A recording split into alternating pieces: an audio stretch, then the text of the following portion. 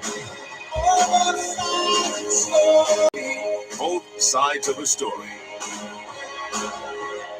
Both sides of the story. Both sides of the story.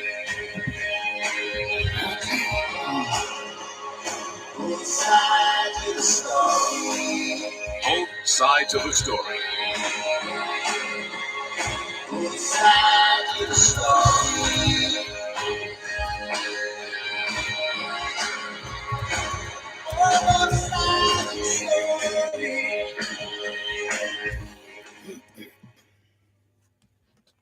Knowledge is power. Class is in session. Power 106. Before God and all mankind, I pledge the love and loyalty of my heart, the wisdom and courage of my mind, the strength and vigor of my body. In the service of my fellow citizens, I promise to stand up for justice, brotherhood, and peace, to work diligently and creatively, to think generously and honestly, so that Jamaica may, God, increase in beauty, fellowship, and prosperity, and play her part in advancing the welfare of the whole human race.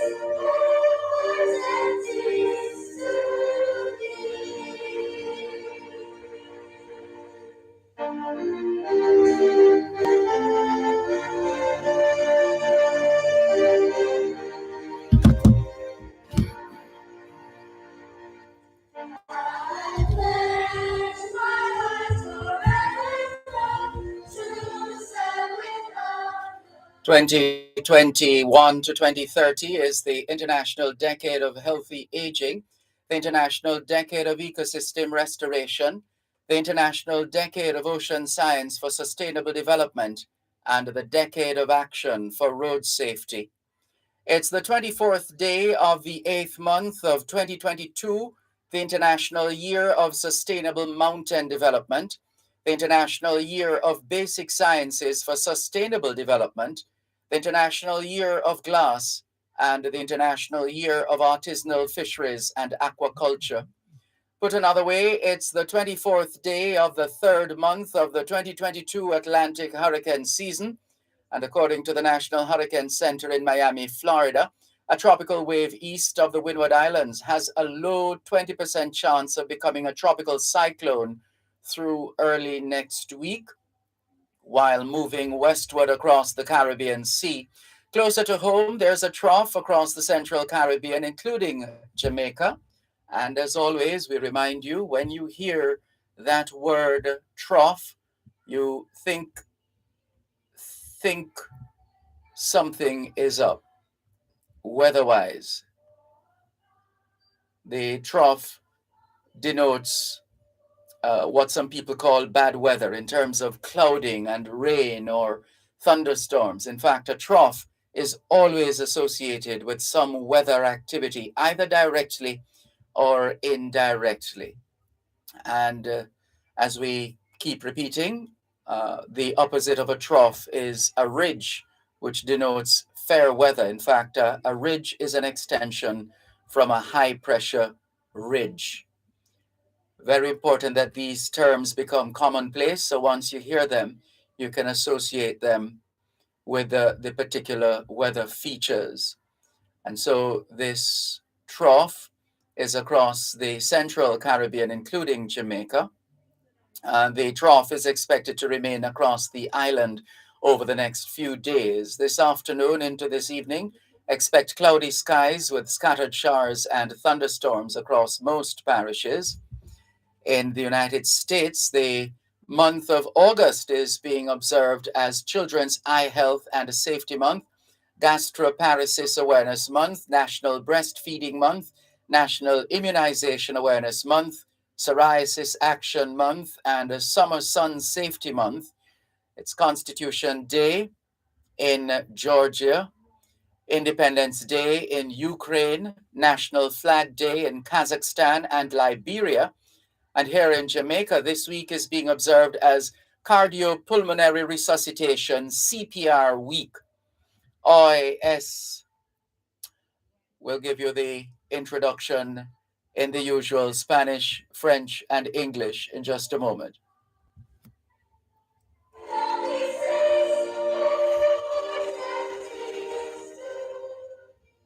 Walk into Marjan's Pharmacy and you will feel better. The service is clearly different. Marjan's Pharmacy, code 876-703-6335. The time by Marjan's Pharmacy is 16 minutes past 2 o'clock. National Irrigation Commission customers, you can now pay your bills online using your Visa credit card, MasterCard, or NCB key card by visiting the website www.nicjamaica.com. Select Pay Your Bill option, then follow the instructions, or visit any one of their office locations and pay using your debit card. The National Irrigation Commission Limited, irrigation, making the difference in agriculture. Jamaica Hospital Supplies has medical equipment for health at home. We have oxygen supplies, Wheelchairs, digital blood pressure machines, adult diapers, Sure Comfort diabetic supplies, CareSense blood sugar meters, humidifiers, incentive spirometers, urinals, bedpans, leg bags, CPAP supplies, body fat scales and catheters. Jamaica Hospital Supplies for all your home care needs. 66 and a half Halfway Tree Road. Call 929-2850. Visit our website for more information. Gen Zers, we're back! Gen Z returns with a new look, fresh faces, hot topics, and a whole new vibe. We're talking finance, dating, dancehall. You think it? We discuss it. You don't want to miss it. So join us Saturdays at 10 a.m. on Power 106 FM and 6:30 p.m. on TVJ.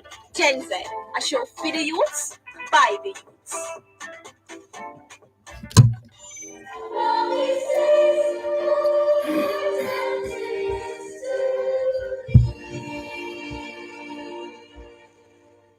Hoy es miércoles, el 24 de agosto 2022.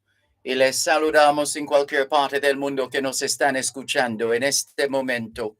Estamos muy agradecidos por el don de la vida y el privilegio de servirles en otra edición de su programa Both Sides of the Story, ambos lados de la historia. Nunca vamos a tomar su audiencia por sentado porque sabemos que ustedes tienen otras opciones y esta es la razón por la cual jamás olvidamos darle las gracias por elegir Both Sides of the Story, ambos lados de la historia, de lunes a viernes desde las 2 hasta las 5 de la tarde, aquí en Power 106 FM. La misión continúa para educar, capacitar, iluminar y estimular el espíritu empresarial, Bienvenidos. C'est mercredi le 24 août 2022 et nous vous saluons tous qui nous écoutez où que vous soyez dans le monde. Nous sommes reconnaissants du don de la vie ainsi que du privilège d'être à votre service par une nouvelle édition de votre programme Both Sides of the Story, le pour et le contre. Nous ne considérons pas votre fidélité comme l'un de ceux parce que nous savons que vous avez l'embarras du choix. C'est pourquoi nous n'oublions jamais de vous remercier de choisir d'écouter Both Sides of the Story, le pour et le contre, du lundi au vendredi de 2h à 5h de l'après-midi sur notre antenne Power 106 FM. Nous continuons notre mission d'éduquer, d'habiliter, d'éclairer et d'encourager l'esprit d'entreprise. Bienvenue.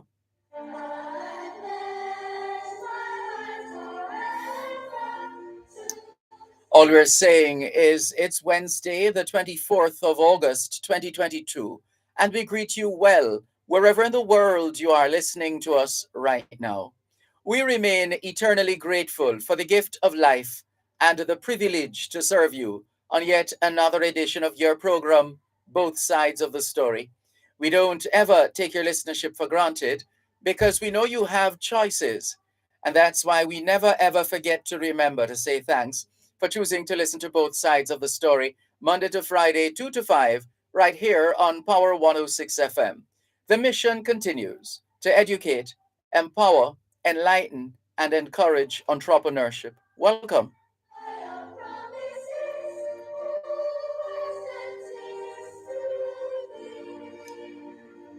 Good afternoon to those of you listening to us on 106.1, 106.3, 106.5, 106.7, and 106.9. From Morant Point to Negril Point, from the Goat Islands to Galena Point. This is Power 106 FM, serving Jamaica and the diaspora.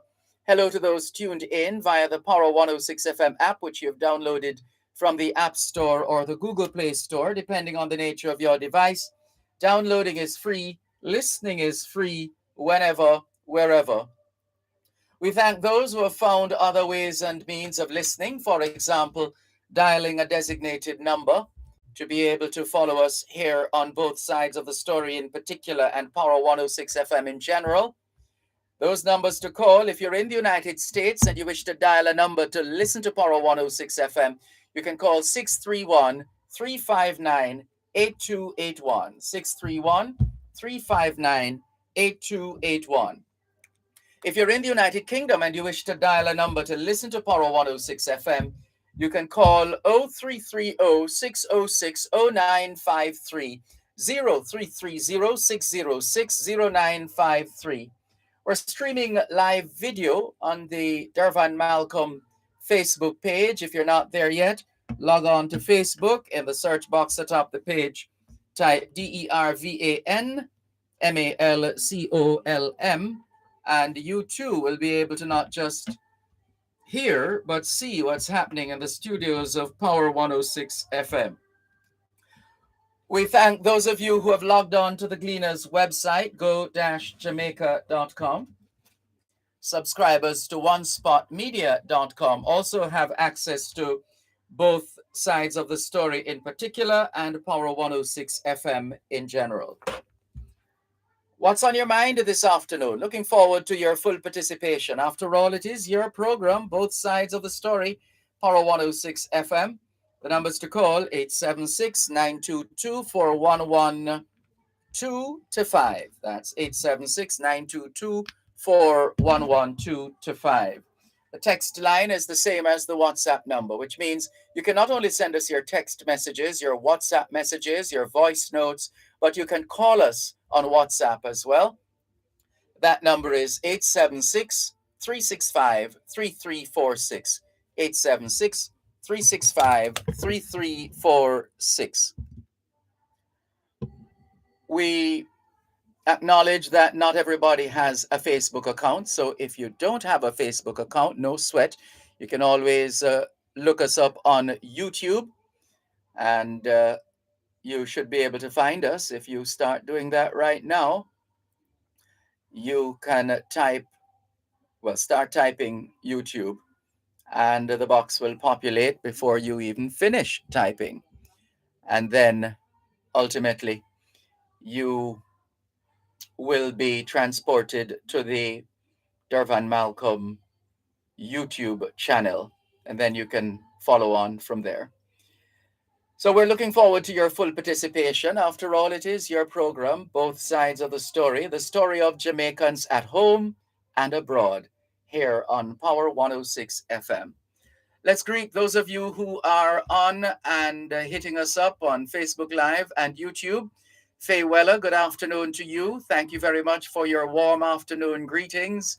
Also, on behalf of the listeners, Jessica, the undefeated Malcolm, says, good afternoon, Mr. Malcolm. May God continue to bless you and your program. Thank you very much, Jessica. Faye Weller says, just wanted to thank the Consumer Affairs Commission for assisting my daughter to get a refund from the Instagram store. The rep, Shauna, was very helpful. That's good to know. That's what we know of the Consumer Affairs Commission. We've been saying it for years. They have a record in the high 90s in terms of the percentage of resolved cases involving merchants and consumers. Well done once again, Consumer Affairs Commission. Atoy Brown says, hi, Dervan. Please send condolences to the family of my past school teacher of Tacky High School in Gale, St. Mary, on the sad passing of Mr. Matar, whose life was sadly cut short. Mr. Matar was my PE teacher, says Atoy Brown. We convey condolences to the family of the late Mr. Matar of Gale in St. Mary, formerly of Tacky High School. And Atoy Brown tells us he's in London. Welcome to you and all the other Jamaicans and friends of Jamaica in London, Atoy Brown.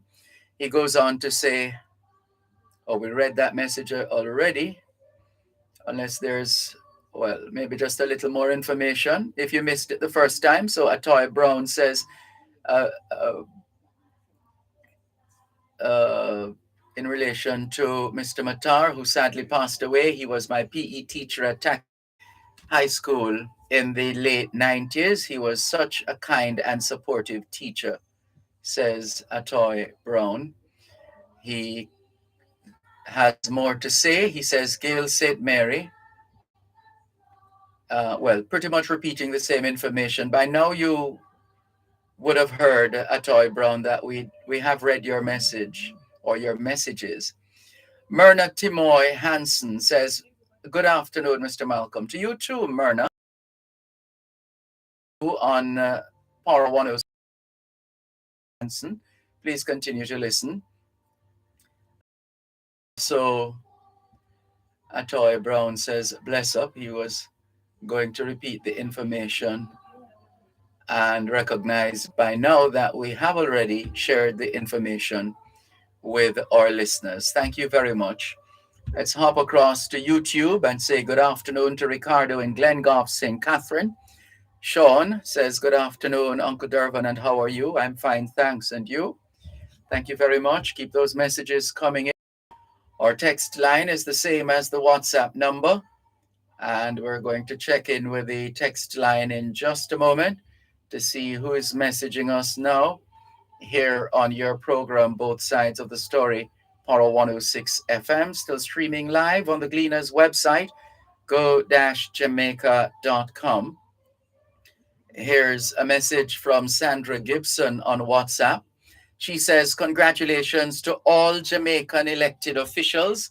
Congratulations to Broward County Commissioner-elect Hazel Rogers on your honorable win. Dr. Karen Green, Congressional District 7, a masterful campaign. Congratulations to State Representative-elect Lisa Dunkley. You have made us proud. Congratulations to Jamaican Men of Florida State Representative Darrell Campbell on an incredible victory. Dr. Jeff Holness, Broward County School Board. To all the Jamaican American political candidates who competed in the primary election in Broward County, we, the diaspora, are proud of your commitment to service and accomplishments. Thank you. Words there of Sandra Gibson of the Jamaican diaspora in Florida. Clarky Bless in Hunstown, St. Mary says, "Good afternoon, Mr. Malcolm. Happy Wednesday to you and our listeners. I'm wondering if the people who sit on the board of the OUR have any idea of the hardship the consumers are experiencing in Jamaica. Inflation is at about 11%. Goods and services are already extremely high. How could anyone in their right mind grant an increase to the JPS at this time? How will people survive? God help us." Clarky Bless in Hunstown, St. Mary. There's more after the break.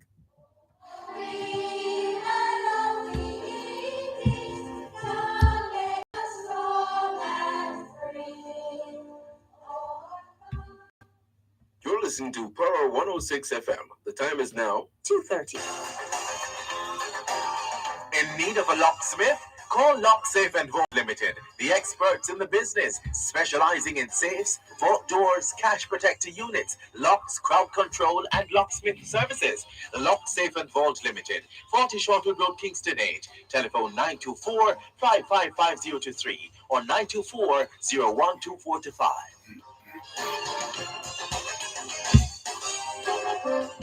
Let alternative power sources solarize your home and office. They supply solar water heaters, solar electric systems, and have attractive packages starting as low as $750,000. Call them at 876-960-4886 or visit them at 4 Strathern Avenue, Kingston 10. Alternative Power Sources, APS, the flag bearers for renewable energy for over 18 years. Gen Zers, we're back. Gen Z returns with a new look, fresh faces.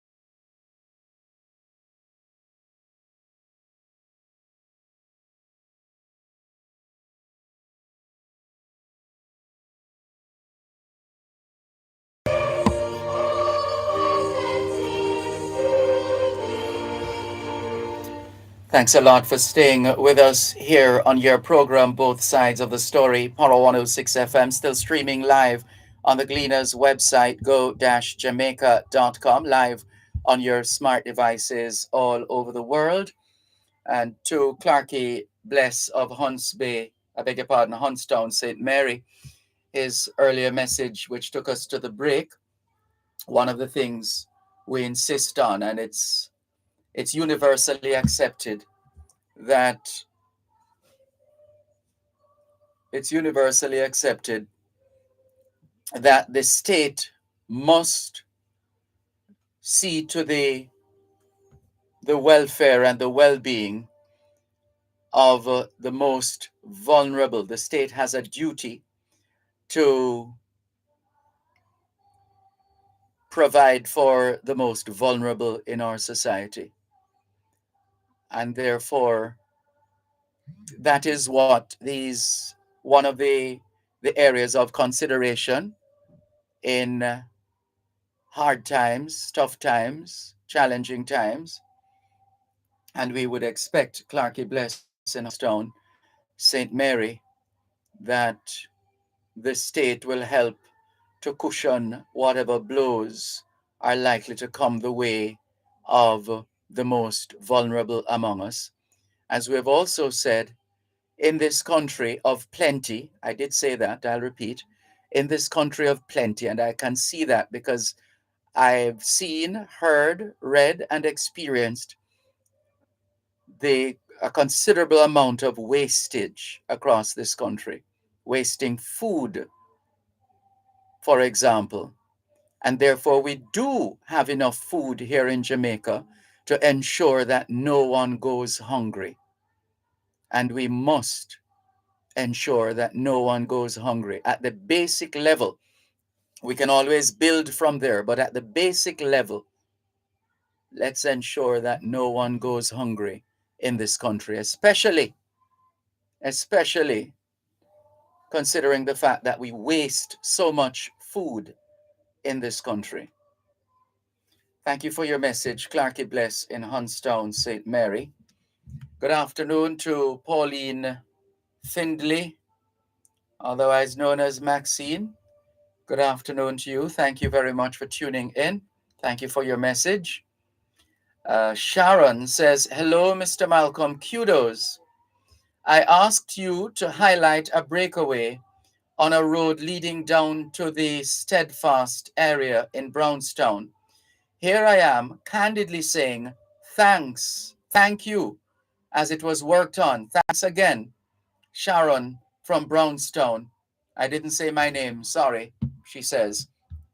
Sharon, I thought you were going to mention the work that has been done by the police in their, what's it called? Operation, one of these operations that they're having in our towns across and cities across the country. I thought that was because someone from Brownstown had brought to our attention that Brownstown, it was in a mess. So we thought that was where Sharon was going. But apparently the police got wind of the fact that Brownstown was in a mess, and they, as best as they could, they sought to clean up that mess. One of the things that is woefully lacking is the paucity of proper structures and infrastructure and the creation of certain spaces. So, for example, our people are entrepreneurs at heart. We love to create things and to sell things and make things and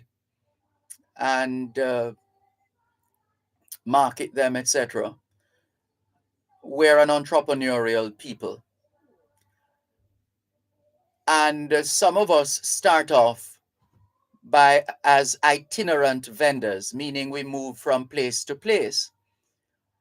And we're not asking the state to turn every spot or every site into a vending zone, but surely there could be at least one identified vending zone within the town centers and the cities, at least one, so that because it's one thing to run people or chase vendors off the street, but if there is, and all that's going to happen is that you're going to have to do that every single day because they're going to come back. And therefore the time has come for the reimagining of our town centers and our cities. The same thing goes for the taxis,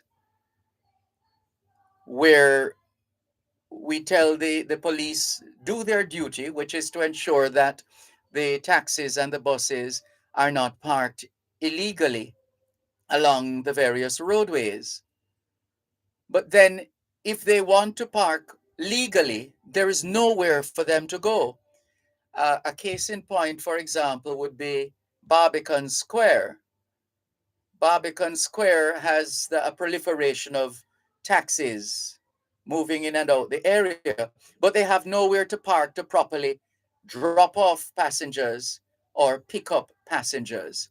And so they end up catching on the side of the road, for example, because the redevelopment of Barbican Square did not give due consideration to the fact that, notwithstanding it's supposedly some kind of an upscale area, that it's actually a mixed community.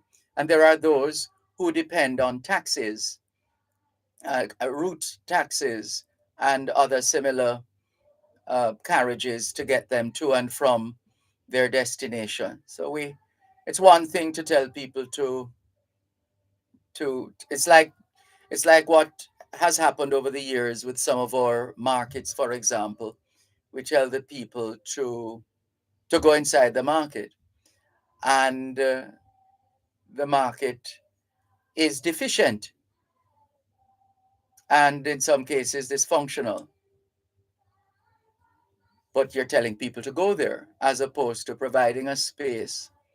And of course, we don't expect everything to be 100% free, but at least because we know the place has to be maintained, and it's something we don't do very well, maintenance. So let us be more thoughtful and mindful that we're dealing with people. We're dealing with people. Not sure if we're going to hear again this year. We haven't heard it in the last couple of years because of COVID-19, but invariably, the vendors tell us, or they ask the officials if they can just allow them to stay on the road to sell on the streets until after the back to school period is over. And over the years that has happened. But then the same thing happens for Christmas. The vendors say, well, you can just let us stay on the street and sell for Christmas, and then and so on and so forth.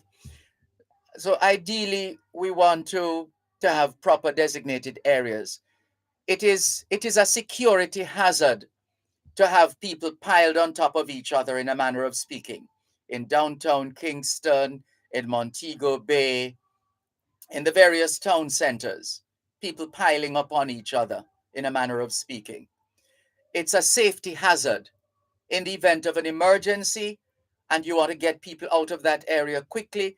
In the event of some kind of a robbery or some other crime committed, there needs to be a clear path for the police and any other security officials to pursue those who are seeking to take what is not theirs.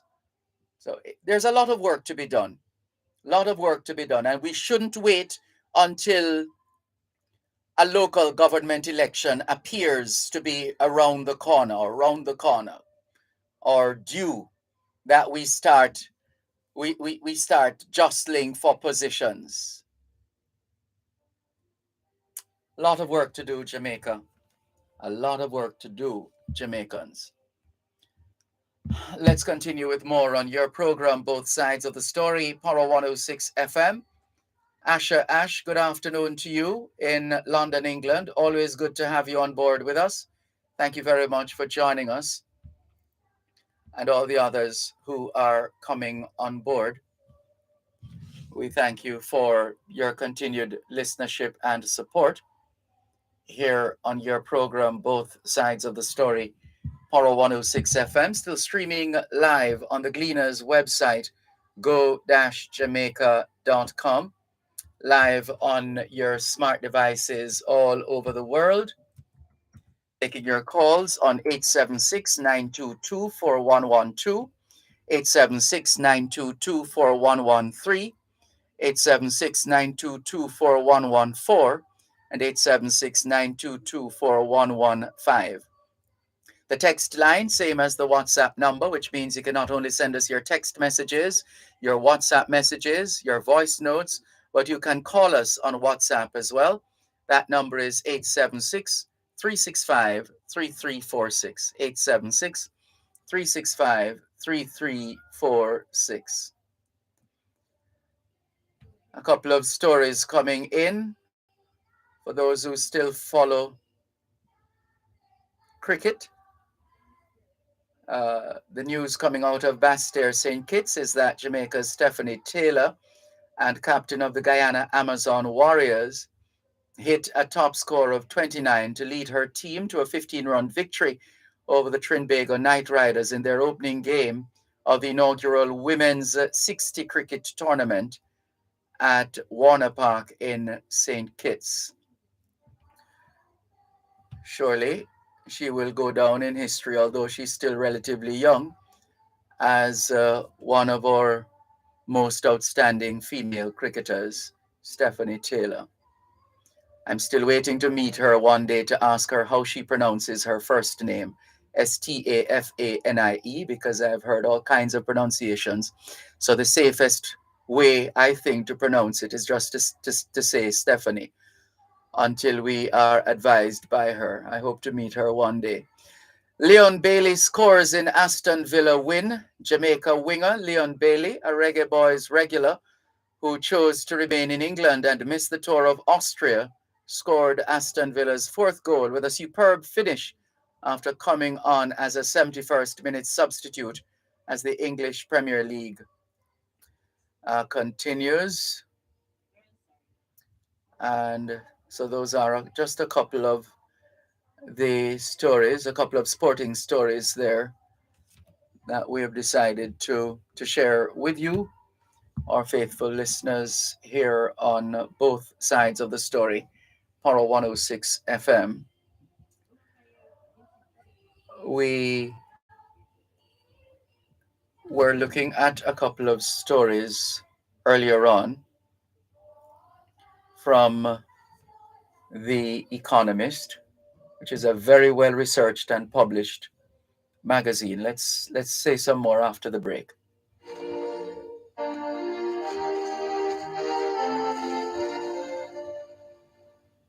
You're listening to Power 106 FM. The time is now 2:45. Farmers, come for a candid conversation with the Minister of Agriculture and Fisheries, the Honorable Pernell Charles Jr. Learn more about the agricultural sector and the role we all play with its development. That's a Morning with the Minister, every second and fourth Friday of every month during Farm Talk with Alfie McKenzie, right here on Power 106 FM.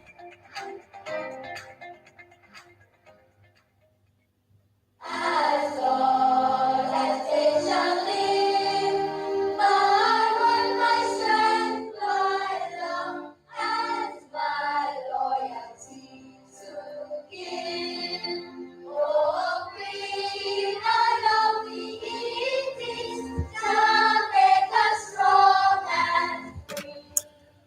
Looking at a fact of the day here from The Economist, the number of 2.9 is the number of children the average Israeli woman has. The average Israeli woman has an average of 2.9 children. In Britain, it's 1.6. In France, it's 1.8. I wonder where we are in Jamaica. This is why we're so excited by the census. We're looking forward. We need, and I don't think we need to repeat it, but we're going to repeat it. That now more than ever, we live in a data-driven age, and it means we no longer afford to be guessing and spelling. We must have data at hand. Every single institution, organization in this country, especially those national institutions, must have proper data collection and storage, etc., etc., because that is critical to planning. We cannot help our people if we, first of all, do not know that they exist. We have to know who our people are. Where do they live? Under what conditions do they live? How many of them have disabilities? How many of them are senior citizens? How many of them are children? And so on and so forth. And so we look forward to the outcome of the census, which starts next month, September. We're definitely looking forward to that. How did we get there? Oh, I was sharing the information from The Economist. So the average Israeli woman has 2.9 children. The average British woman has 1.6 children. and the average French woman has 1.8. Today is a significant day in Ukraine. For those who remember, it was 6 months ago that the hostilities between Russia and Ukraine started. It's 6 months already. Today marks the sixth month anniversary of Russia's invasion of Ukraine. Russia has failed to meet any of its military objectives, conquering Kyiv, the capital, capturing the eastern Donbas region, or seizing Ukraine's coastline.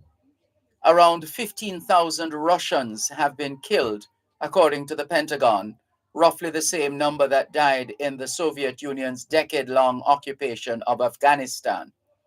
The front lines have barely moved in recent weeks, though Ukraine hopes to push Russian troops out of Kherson, a city in the south, in the coming months. Both armies are exhausted. The Kremlin's gamble is that American and European support for Ukraine will fall away over the winter as spiraling gas prices pile on domestic pressures. That, in turn, could pave the way for a deal that leaves perhaps 1/5 of the country in Russian hands. Ukraine, unwillingly to accept its dismemberment, will hit back with rocket strikes and partisan activity. No one thinks the war will be over by Christmas. Let's see.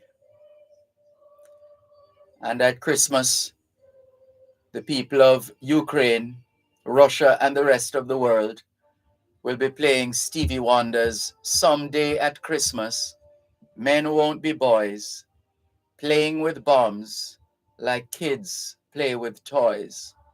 One warm December, our heart will see a world where men are free.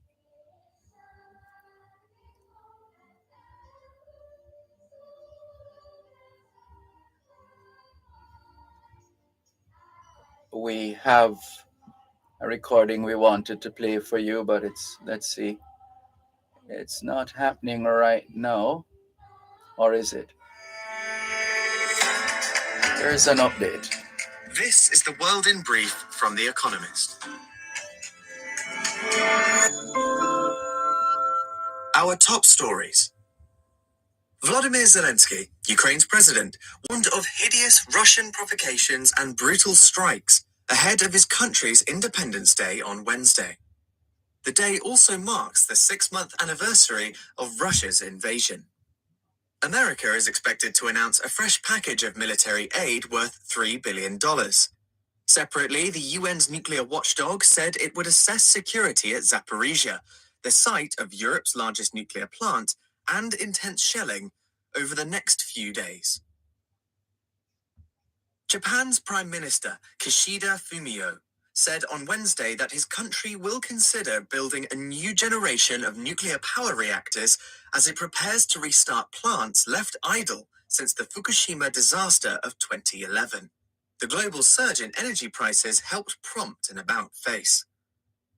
There remains work to be done, Mr. Kishida implied, in convincing the public that this counts towards Japan's green transformation. Thailand's constitutional court suspended the Prime Minister, Prayuth Chan-o-cha, in response to a petition filed by the main opposition party. Move Forward argues that Mr. Prayuth, who seized power in a coup in 2014, should step down this month in line with the Constitution's 8-year term limit. The Deputy Prime Minister, Pravit Wongsuwan, is expected to take over as interim leader. A general election is due by May 2023. Democrats voting in Florida chose a former Republican governor of the state, Charlie Crist, as their champion in the race to unseat the incumbent Republican, Ron DeSantis. Mr. DeSantis is popular and often mentioned hopefully as an alternative to Donald Trump in future presidential races. Democrats also opted for Val Demings as their challenger for the Senate. She will face Marco Rubio, whom Mr. Trump bested in 2016. An EU agency warned on Tuesday that Europe faces its worst drought in 500 years. The European Drought Observatory said that 47% of the Union's landmass is vegetation affected in 17%. Riverine shipping, hydropower, and agriculture are all under strain. Concomitant droughts in America, Britain, and China mean that international markets offer little relief. Intel struck a deal worth $30 billion with Brookfield, a Canadian asset management firm, to finance factory construction in the state of Arizona. Under the agreement, the American chip maker would fund 51% of the cost, but the two firms would split revenues from the new factories. Intel is hoping to regain a manufacturing advantage over its competitors in Taiwan and South Korea. The Adani Group, a sprawling Indian conglomerate, bought up 29% of NDTV, the country's most prominent English-language news broadcaster, and opened a bid to secure a majority stake. Gautam Adani, the group's chairman, who recently became the richest man in Asia, enjoys close ties to India's Prime Minister, Narendra Modi. NDTV, which has maintained a rare reputation of editorial independence, complained that the bid was hostile.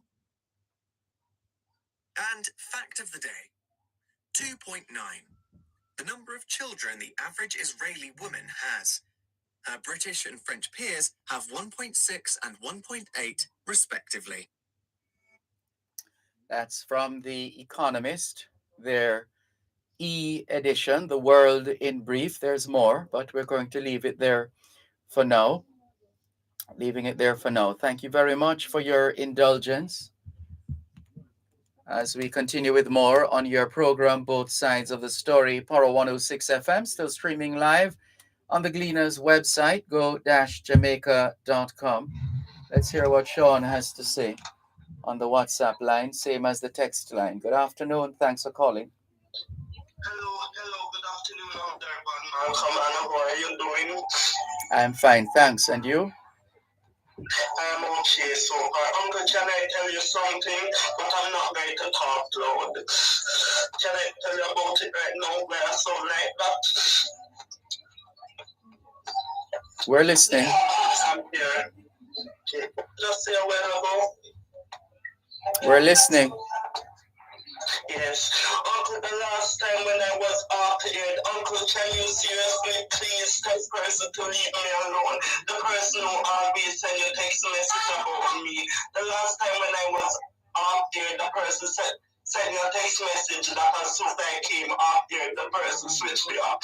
Uncle, it hurts me, but I'm not going to talk too loud. A while ago when I was thinking about it a while ago, I get so emotional. What is that? Understand what I'm saying? Repeat that, Uncle Dervan. I was just wondering, what was that noise a while ago? The kids. You understand what I'm saying, Uncle Dervan? Yeah, that's what happens when we put ourselves forward in the public space. There are those who are going to like us. There are those who are not going to like us. There are those who are going to listen to us, and there are those who are not going to listen to us. That's it. It's just a fact of life. Yeah. It is just the nature of life. I understand. Yes, you can't force anybody. You can't force anybody to like you or to love you. Yes. Yeah, it's Yes. that's Yes. why. I understand. Yeah. That's the nature of life.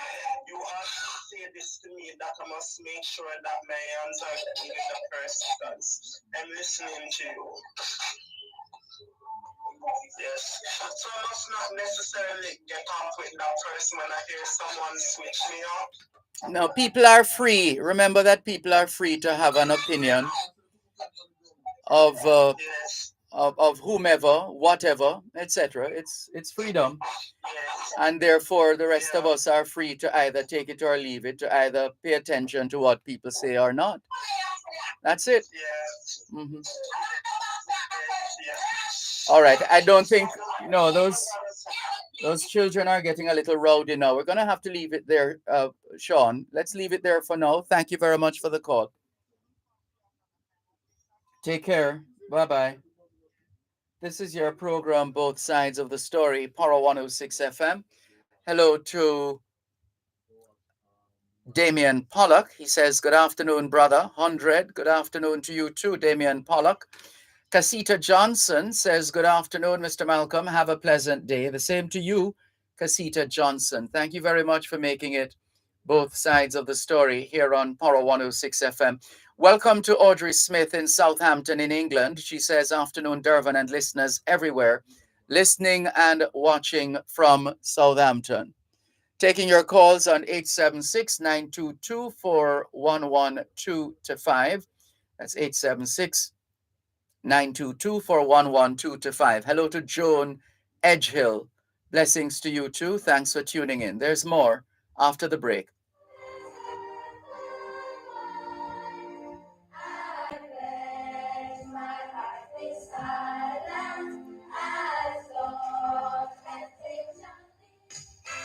Coast to Coast Concrete, the high quality concrete for fencing, roofing, foundation, and road surfacing. Call 876-754-7472. The time by Coast to Coast Concrete is 3 o'clock. It's riveting, thought-provoking, and interesting. It's the morning agenda on Power 106 FM. Weekdays 7:15 to 9 a.m. Join Jody and Quarry on Mondays and Tuesdays and Sanjay Lewis on Wednesdays and Thursdays, while they alternate on Fridays as they set your agenda and break down the issues and keep you informed on what matters to you most. It's the morning agenda on Power 106 FM. Weekdays 7:15 to 9 a.m. only on Power 106 FM.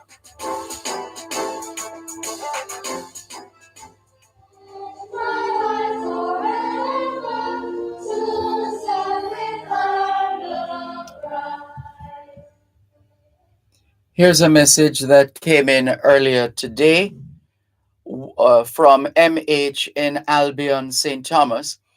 What is happening to the roadworks from Red Hill Roundabout in Morant Bay and beyond? It's been ongoing for 3 years plus. Surely it must be over budget. Was there a design? Who is supervising the work? Please advise. MH in St. Thomas. MH, those questions would be properly directed to the communications and public relations manager at the National Works Agency. That's what I would suggest, MH, the NWA, and they should have a unit in St. Thomas, especially with all the work happening right now around that side in the east. They're in the best position to answer that question, MH in Albion, St. Thomas. But it's another reminder that we have to feel the full effect of the oversight bodies when it comes to these works. For you to be telling us, MH in Albion, St. Thomas, that the roadworks have been going on for more than 3 years, and wondering, well, surmising that it must be over budget, and wondering if there was ever a design and who was supervising the work, etc. Over to the National Works Agency on this one, MH in Albion, St. Thomas. Thank you very much for your message, and all the very best to you. Thank you. Norman Hines in St. Thomas says, good afternoon, Sir Dervan Malcolm, here in St. Thomas, having roadblock from Morant Bay to protect, or it's the protest, having roadblock from Morant Bay to protest about the road. I had to walk to work today in Morant Bay. Well, what is clear is that a greater level of attention needs to be paid to the management of work sites. The great management guru Peter Drucker told us a long time ago that those who seek to lead but fail to manage will become either irrelevant or dangerous, not only to their organization, but to society. Those who seek to lead but fail to manage will become either irrelevant or dangerous, not only to their organization, but to society. Good afternoon to June in Oslo, Norway. We noticed that you were trying to reach us a short while ago on the WhatsApp line, same as the text line, 876 365 3346. Let's go to the phone lines, 876 922 4112 to 5. Good afternoon. Thanks for calling. Good afternoon. Good afternoon. Abuan man. I'm fine, thanks. How are you? It's thanks no. Life. Now you're from what you're around, so you come like that, don't hear this song with how much traveling, man. Africa is on the agenda too, the continent of Africa. But let's see if it works out. Because let's hope it's not you're not the one planning the Africa leg, because you haven't been able to get it going in the first place. So we hope you're not the one planning the Africa leg, which we're told we might be embarking on late September. So it's a good thing, we have the man have more than one.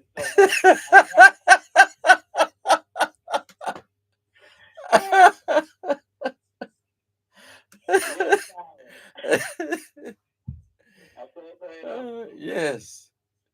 So what's on your mind this afternoon? Freedom, redemption, international repatriation, our black sons and daughters must return home to develop the continent. Yes. Well, you're certainly taking a long time to return, though. Yeah, because my father come from a mission, We are on a mission, Mm-hmm. You see that black people leave out of the Western, out of the Americas here and return back to them buying a big tree, Yes. I don't know if every man have a vine and a big tree. China for the Chinese, India for the Indians. Jamaica for the Jamaicans. Jamaica for the Arab Indians.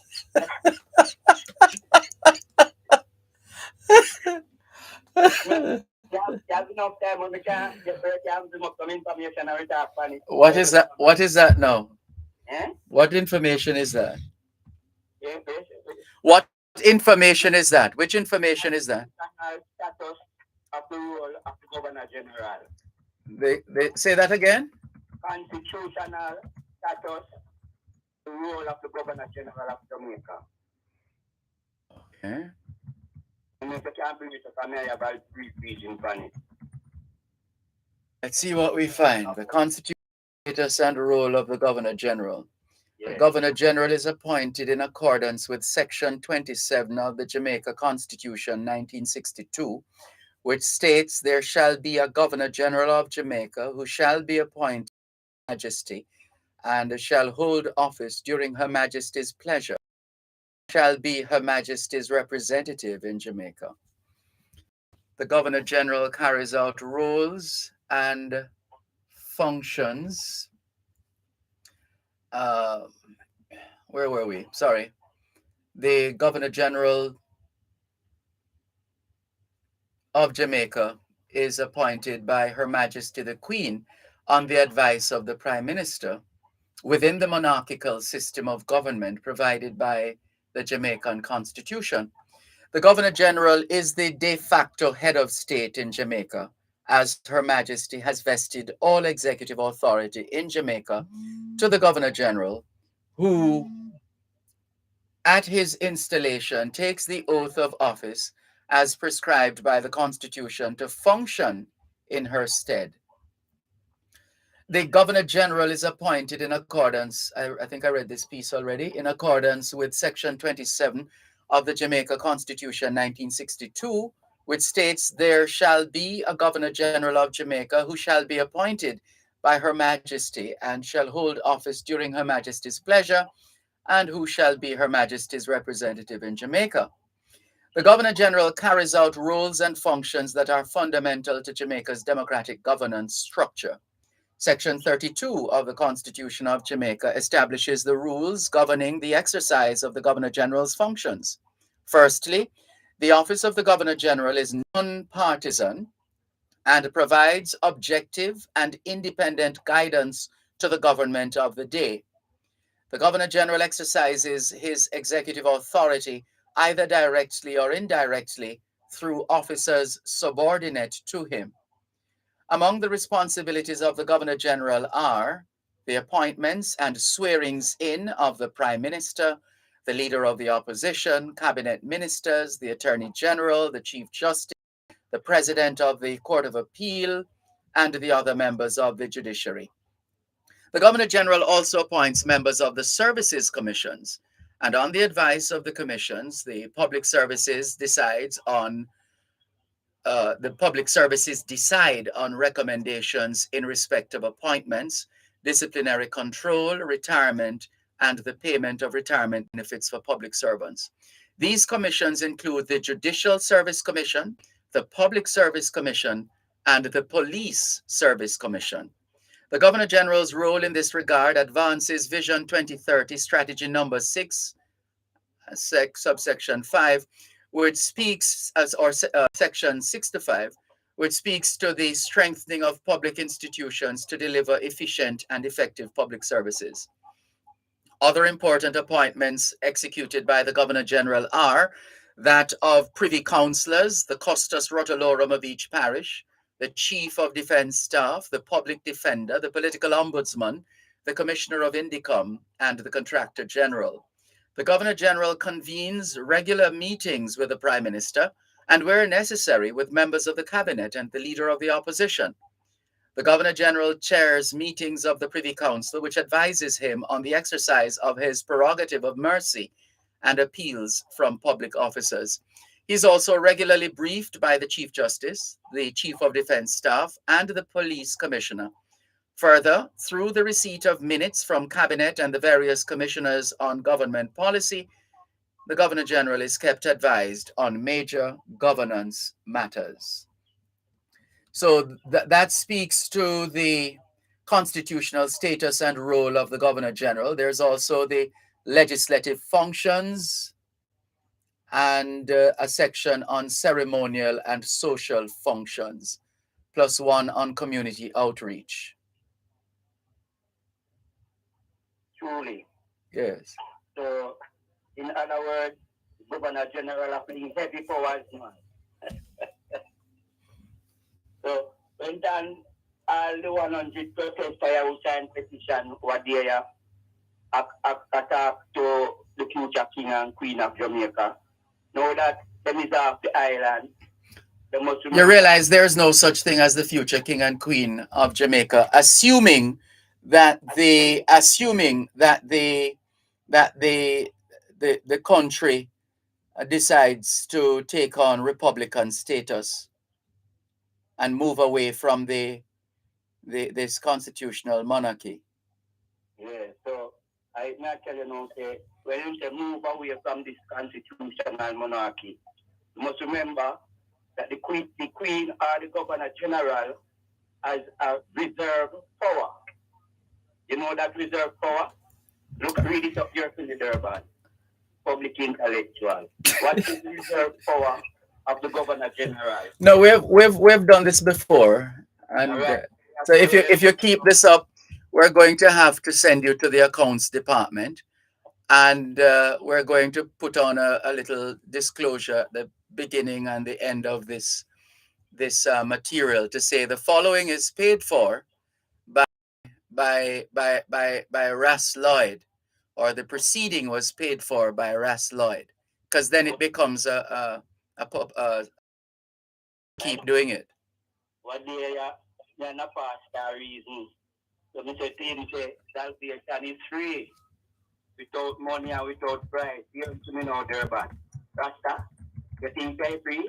You know free, them have to pay a fee. That's your pastor?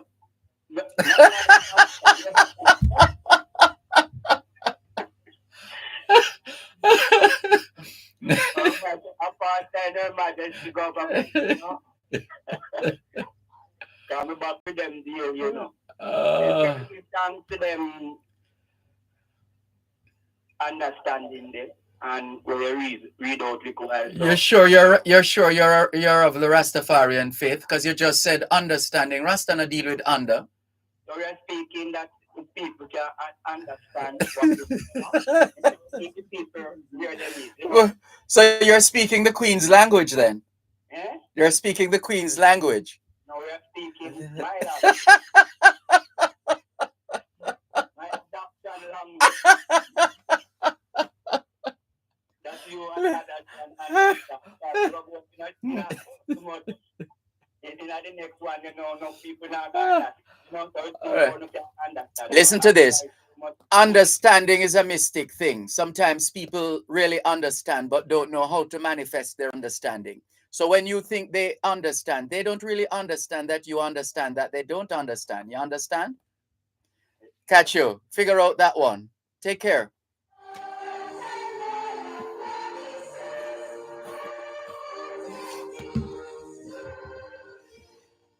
You're listening to Power 106 FM. The time is now 3:15. Monkeypox is in Jamaica. If you're experiencing fever, intense headache, muscle aches, and/or rash on the skin, you must isolate immediately and call ahead to your health center or doctor before visiting. All members of the public should wear a mask, frequently wash hands, and practice physical distancing.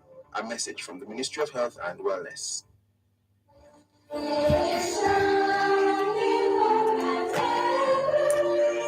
Just before we take a call from June in Norway, well, depends on which. June in Norway is going 7 minutes and 31 seconds. No, the caller online is longer than that. All right, let's go to that call online.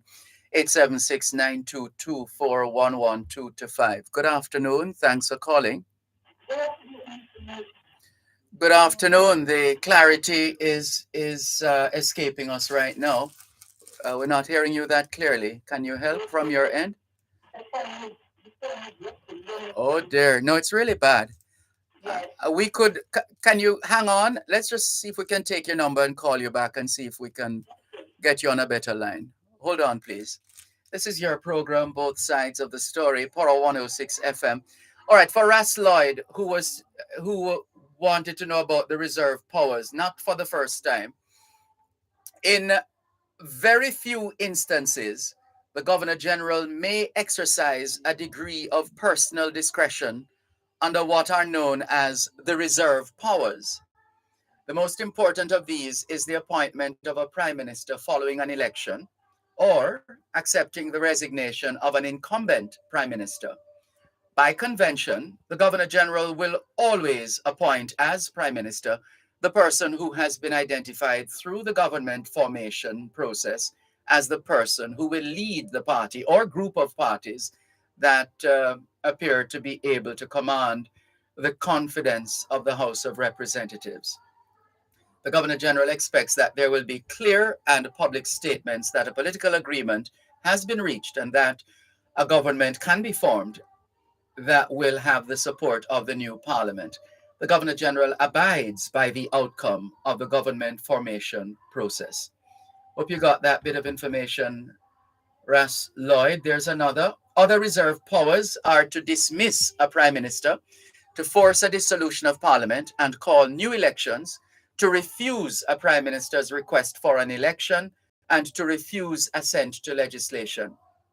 These powers to act without or even against ministerial advice are reserved for the most extreme situations, and with the exception of the appointment of a prime minister following an election, no Governor General has ever needed to use them.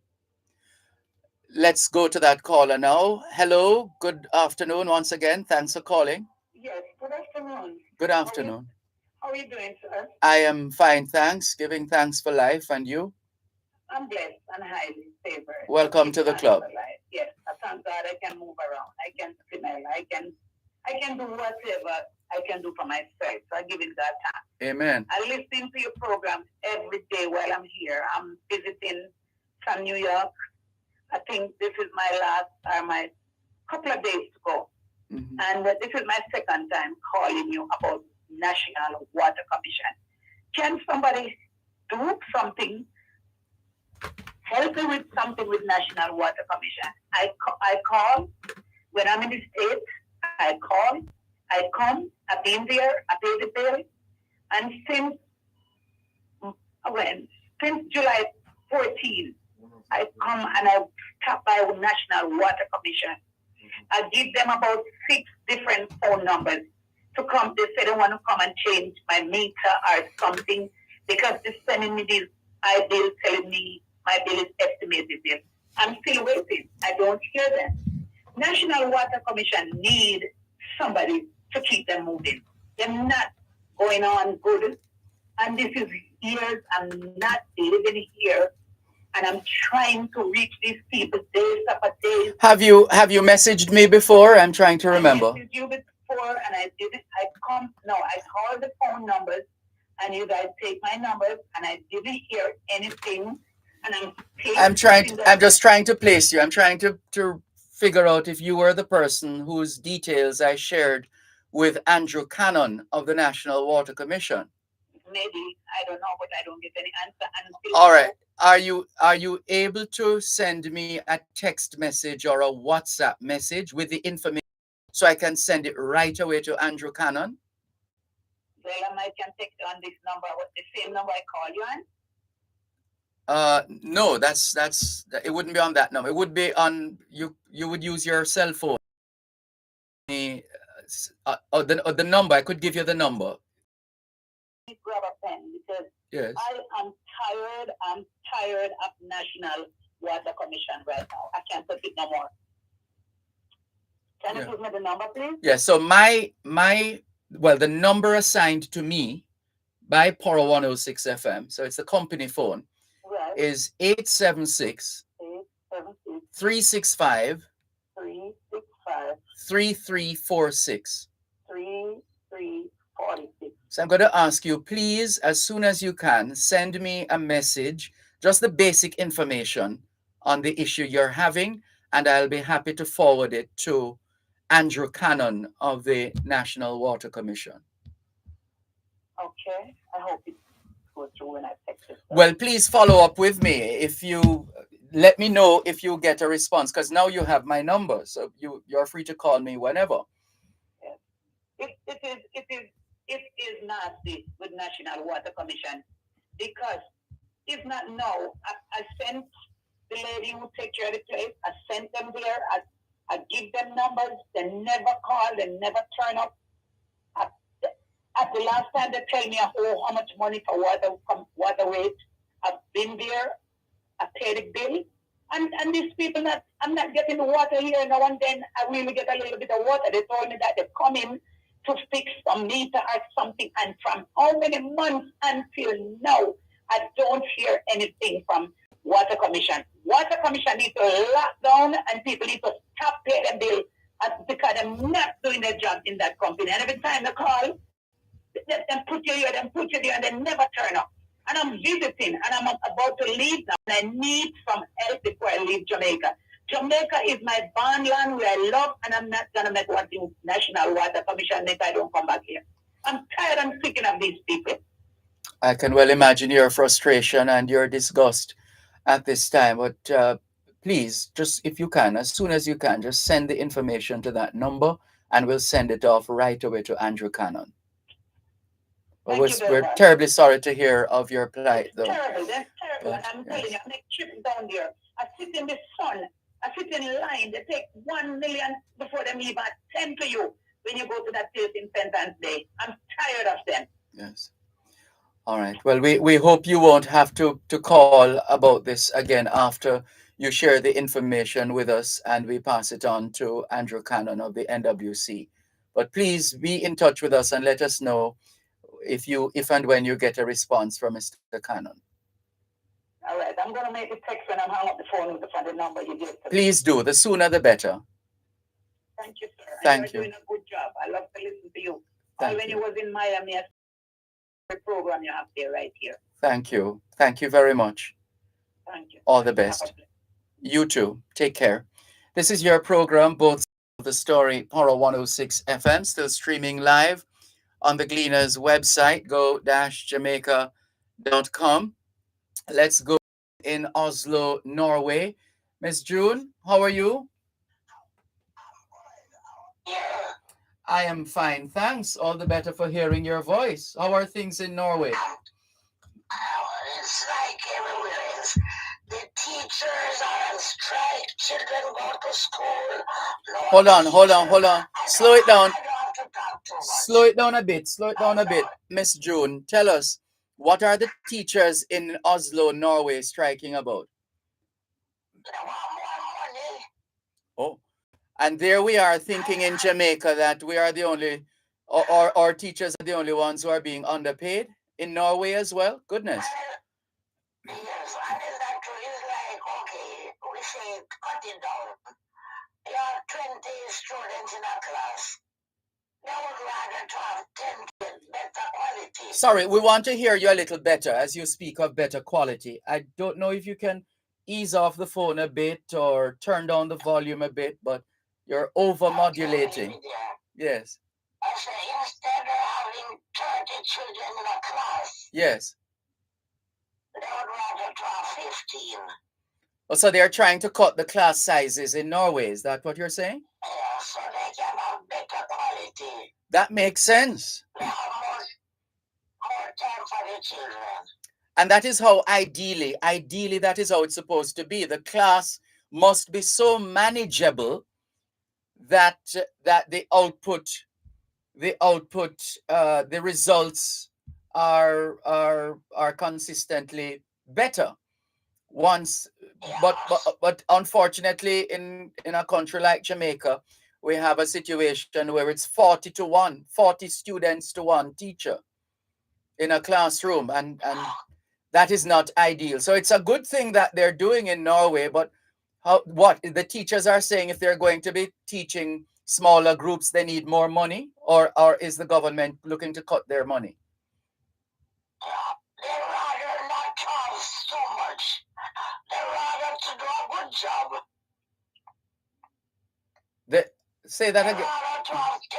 Hello? Yes, go again. You said they rather what? They rather to a good work. They rather to have 10 children and teach them the way they should and give them everything they want than to have 20 and confuse. And who are you referring to as they? The government of Norway? Yes, I will say that. Okay, I see. So what I'm trying to understand, why the teachers are protesting. They just want more money. That's what they're saying. They need more money. Not really money. They need more time for the children. More time. They have too much children in one classes. Oh, so as it is now, so how many do they have now in a class in Norway? How many? Example, I don't know. I'm not a teacher. Just example. Yes. You have 20 children in a class, and they are confused. They would rather to have 10. Oh. So they're trying to make the classes smaller. They're trying to reduce the class sizes in Norway. And better quality. All right. Well, that's a good thing. That's a good thing. If they're able to achieve that, and they should be, they're in a better position than we are. Yeah, but that's okay. I'm not a teacher, so I'll leave it there. Sure. So we talk about it. I remember Liberia. You remember Liberia? Liberia. They say you have to meet Dervan. And Miss Holly, she dead and gone. God rest her soul, yes. Yes, me too. I hope so. Dervan. Yes. I love you. And I will never forget you because I have good people who say, you have to meet Dervan. Dervan is so nice. He's so kind. He's blah, blah, blah. Leave it there. But when I talk about Jamaica, I can't compare Jamaica with Norway. Yes. But right now, today, is strike in Norway. Children go to school the first day, no teacher. Oh dear. That was today? or yesterday? You can take it out here, clever man. Me no need to tell. Dervan, Yes. when we talk with you on radio, and when we talk with you, you can find out everything you say if I lie. Me I tell that to me I tell. Yeah, but Because you're a clever guy, I don't have to tell you this and that. You know, you can find out yourself. all Because teacher you are all teacher trade unions are now on strike in Norway. The two main reasons are the lack of qualified teachers and salaries. The teachers' strike started very limited in June, but around 1,500 more teachers will go on strike from Monday the 22nd. That was yesterday. 14 municipalities and 10 counties will be affected. Dervan, Yes, are you hearing me? I am. I don't have to tell you no lie. I don't have to tell you nothing. You're a clever guy. You can find out everything on Sorry. your own. One moment, please. One moment. One moment, please. You are so clever. Hold a moment, please. Hold a moment, please. One moment. We have to take a commercial break. For the Jamaica Customs Agency, the JCA will remain vigilant and resolute in effectively fulfilling this mandate. The time by the Jamaica Customs Agency is 3:30.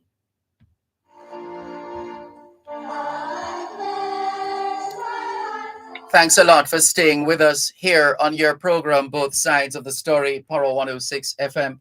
Thanks for holding, Lady June. Are you still? Yes, so I'm seeing some of the pictures. It's really been major. It's a big strike, isn't it?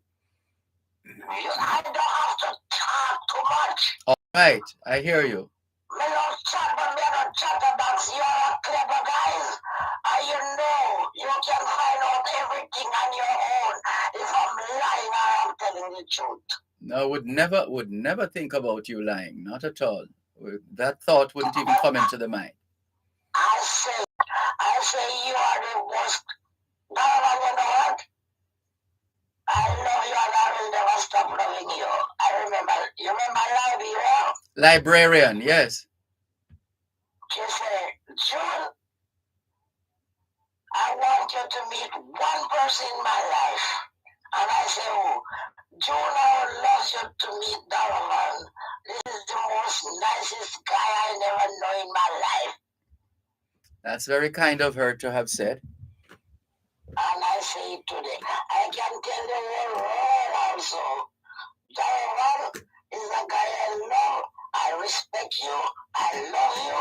I know that I don't have to lie. You are so clever. If I lie, you can find out everything if I lie. Okay, Dervan? I reciprocate wholeheartedly. You're a wonderful person as far as I know. And you have a lovely family. I hope to meet you and your family in the flesh one of these days. You want me to give a good joke? Go ahead. Nobody think that if I was looking for a guy for one of my daughter, I would choose you.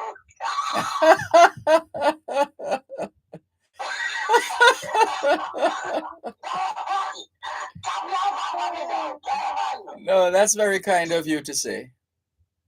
My children are very independent, but if I was looking for a Jamaican guy,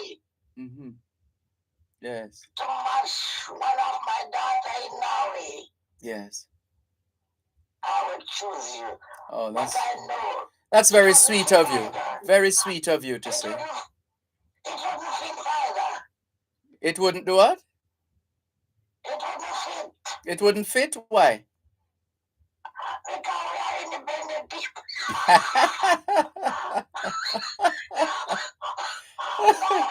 Yes. I would love you too. I would love to have you as my son-in-law. Yeah, well, I guess in your dreams perhaps at this stage, because it's that can't happen right now. But I'm just joking. I know, man. I'm joking too. I know. But that's very kind of you to say, though. I appreciate that. Yes. I'm just joking out. Yes, man, I know. But I get that. I have to tell you, I get that all the time, though. I get that all the time from mothers. Yes, lots of love to you too. Bye. Bye bye. Take care.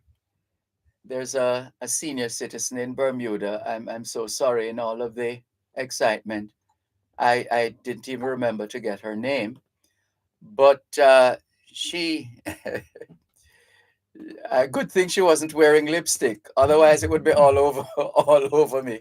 But anyway, so it is. We appreciate the love and support. Thank you. Let's continue with more on your program, Both Sides of the Story, Poro 106 FM. Hello, good afternoon. Thanks for calling. Mr. Malcolm, good afternoon, sir. It's been a while we don't talk. It's been a while. Good to hear from you. What's on your mind this afternoon? I will tell you that I've been to three cities in Norway, Stavanger, Flam, and Oslo. Oh, you have? Yes, man. I used to travel the world on the cruise ship, Nice. So I've seen a lot there. But what is on my mind today? I am very, very concerned what is happening with our teachers resigning, and some of it, as I listed a few teachers, they're afraid of the parents and the students. A lot of them come to school expecting to be bullied and expecting to get attention and sympathy from the teachers. Some of them are stressed and having their own problems. Mm-hmm.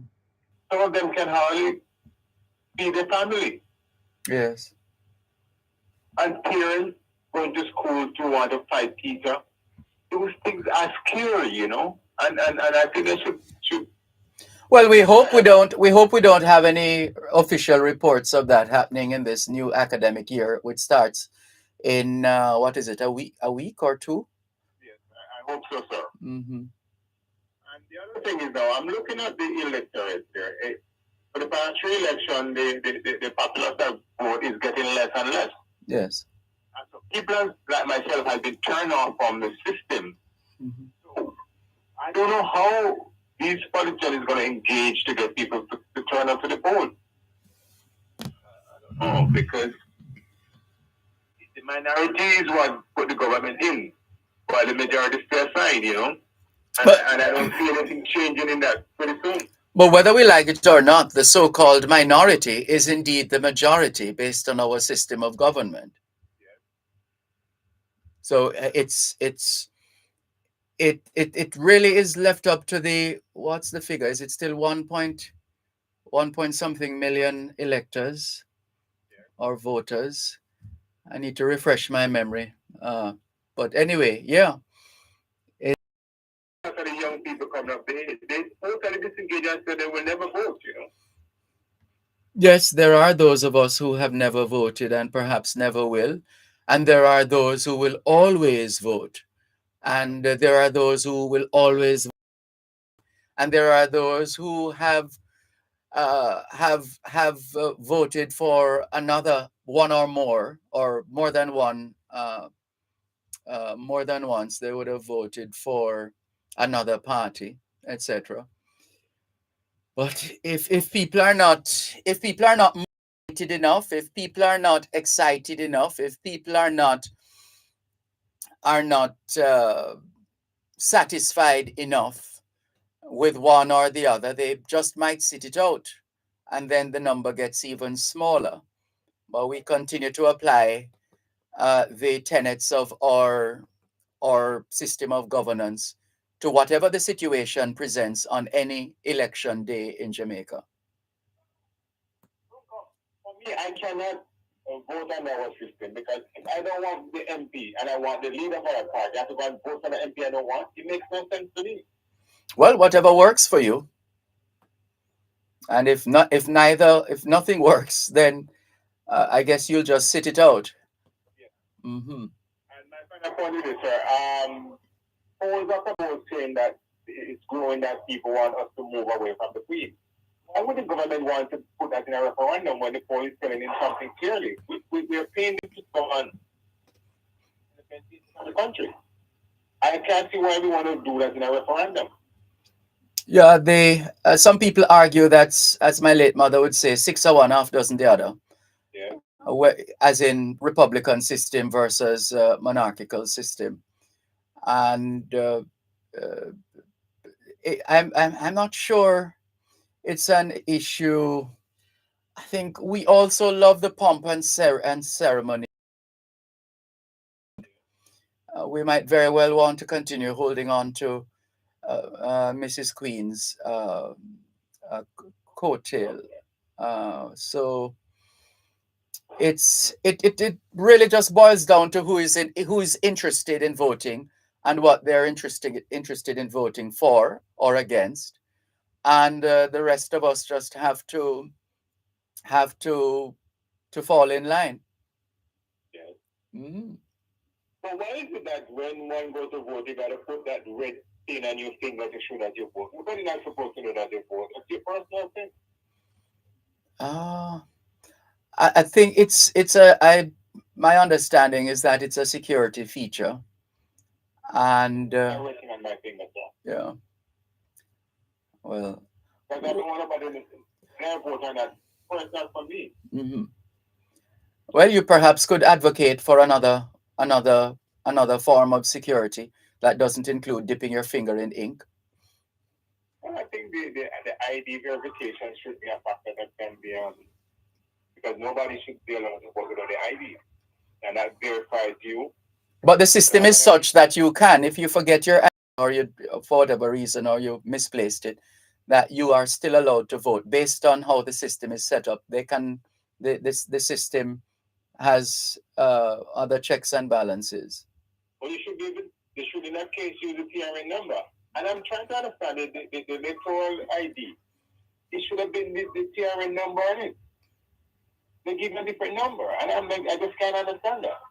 Well, maybe because they're preparing for a national identification system, they just decided to carry on with what is there now, and we will see. We will see what will become of the national ID, what will become of the TRN, and what will become of the national identification. I'm asking too, but I'm not going to answer yet. And I'm looking at pessimistic. I'm very pessimistic about the 2030 vision. I don't think we're going to make it, sir. Well, a lot of I will need somebody to lift my confidence there, but I haven't seen that. Yeah, well, let's see. Let's see. Usain Bolt usually has a bad start or a not so good start, but he has a superb finish. Let's see if we will do likewise, because we certainly didn't leave the blocks like Shelley and Fraser Price. Very true. Yeah. We have a lot of work to do to change the mindset of a lot of our people, you know. Yes, change is never easy, and it could take a couple of generations to get the kind of change that we seek. But that shouldn't stop us from trying. The least we can do is try, and leave something for the next generation. Every generation blame the one before for all of their frustration, you know. Come beat at your door. That song, "The Living Years" by Mike and the Mechanics. Yes. It's a beautiful song. It is. I love it, actually. Yes. Yes. Okay, Mr. Malcolm, you have a blessed evening, sir. And you too. Thanks for the call. Take care. This is your program, Both Sides of the Story, Power 106 FM, still streaming live. Go-Jamaica.com. There's a message from Rudolph in Stony Hill. He says, Mr. Malcolm, greetings. I'm concerned. Why has JPS asked for a raise? Why has JPS asked for a raise? Them grant them it. Oh, you are no care or concern. The poor, struggling people, as Mr. Perkins used to say, is not OUR, is there, THEIR. Every minute them want an increase, and them not even providing the service required from them. Plus, no care how one try to conserve, we pay more and more because we have to pay for those who steal light. But this is the thing. Is it the Americans who love to say it's complicated? It's complicated. because we have a problem of theft in this country. And it's not just the theft of the stealing of electricity. It's everywhere. Somehow we just thief. Admission is free and we jump the fence. Some of us. No, so there is that. There is that component, the theft of electricity. So the company is losing in that regard.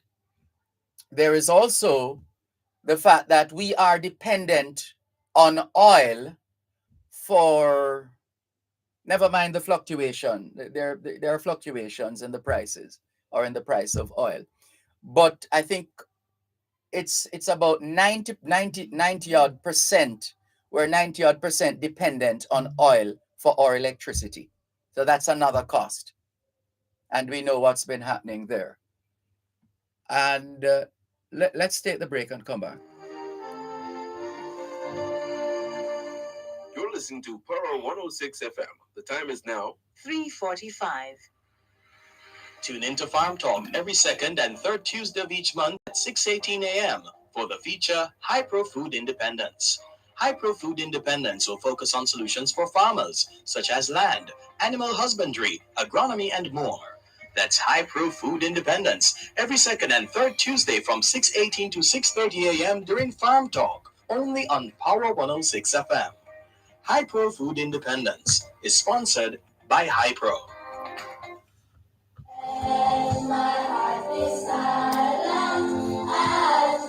So the JPS apparently has bills to pay as well. Now we can always debate the timing of a request for an increase and the ultimate decision that is made. That is always going to be debatable, especially at a time and in a season where prices continue to soar.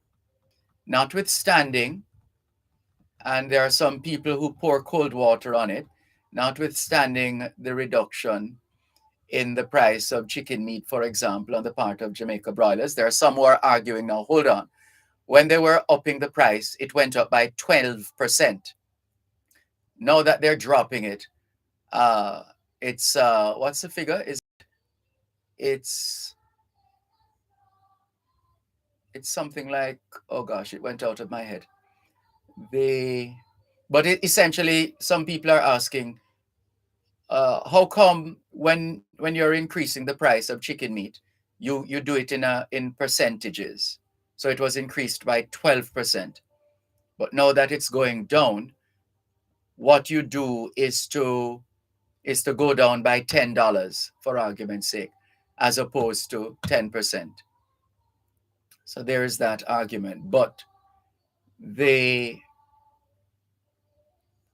for as long as we continue to have high inflation, for as long as we continue to have a level of uncertainty in the various markets, especially the commodities markets, etc., we are going to have to grapple with these issues. The state has a duty, as we've always pointed out, to make decisions or apply solutions that will serve to cushion the impact, especially on the most vulnerable in our society. So it takes us back to the point we have been making for some time, that whatever happens in this country, we should ensure that nobody goes hungry, at least for starters, ensure that nobody goes hungry. But again, all of this feeds into, or should feed into, a system that tells us, as we keep saying, who are our people? Where do they live? What is their standard of living? Etc., etc. And we must have this data. If we are able to gather this data, and the census is supposed to help us come September, then this data cannot be just put down on a shelf somewhere or in some computer. This data must be used to help us to make, those of us who are decision makers in this country, to help us to make more informed decisions.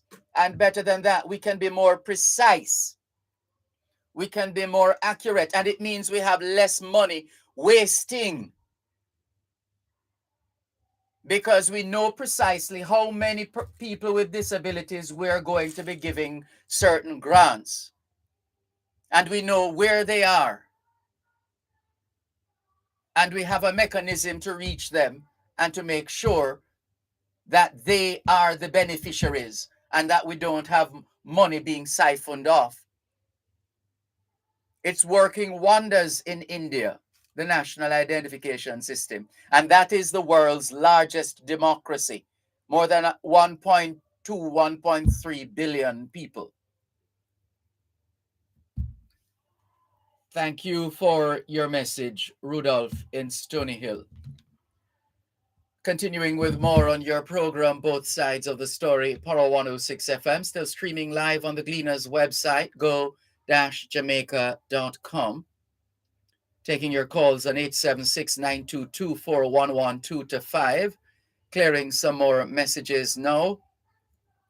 Andrea Peart asks, why can't they pay the teachers better instead of recruiting Cuban teachers? Well, Andrea, recognize that we're turning to Cuba for assistance as far as teachers are concerned, because of the shortage of teachers.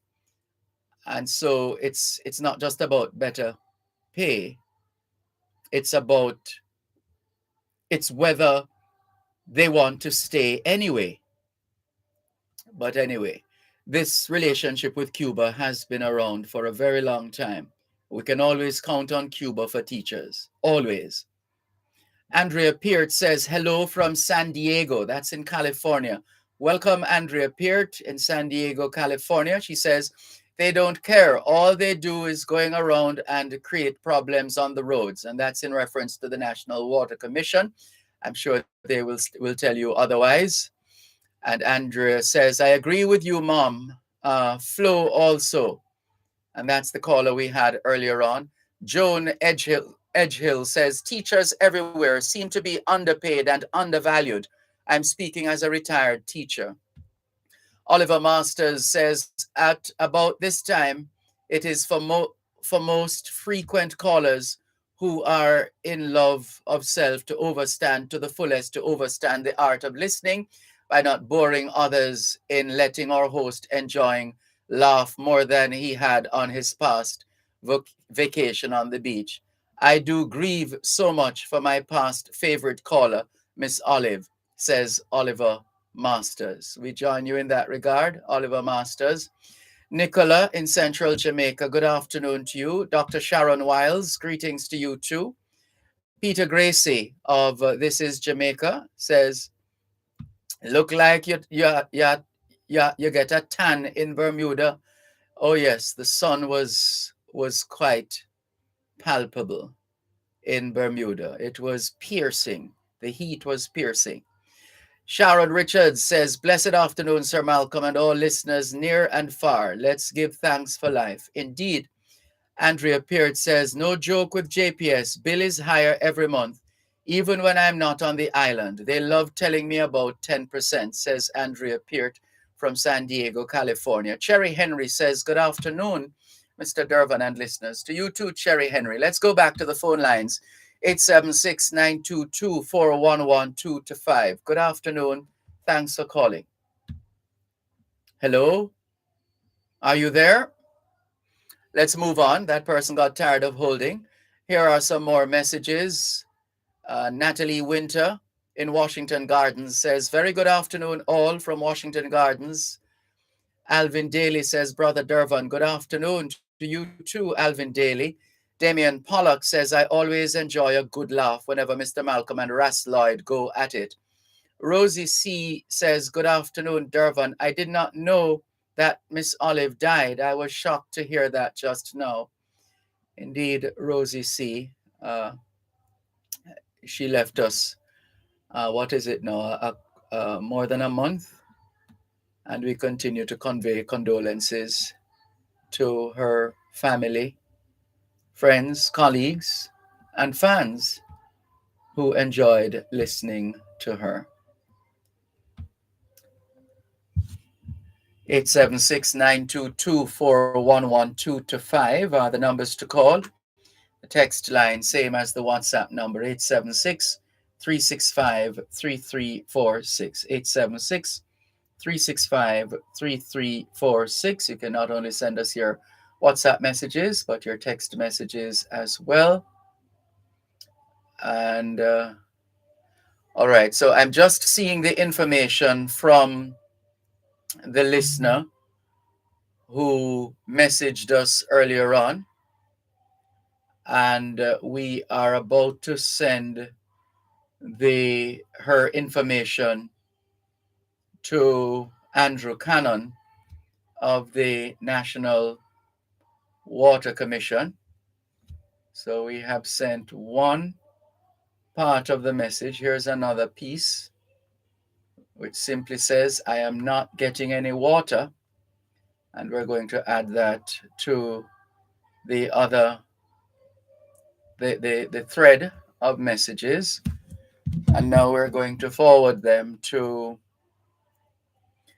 Andrew Cannon of the National Water Commission. He's the Corporate Communications Manager. So Andrew Cannon, stand by. We are just about dispatching the message from the caller earlier on, and we're sending them to both your numbers on WhatsApp, and we look forward to getting a response.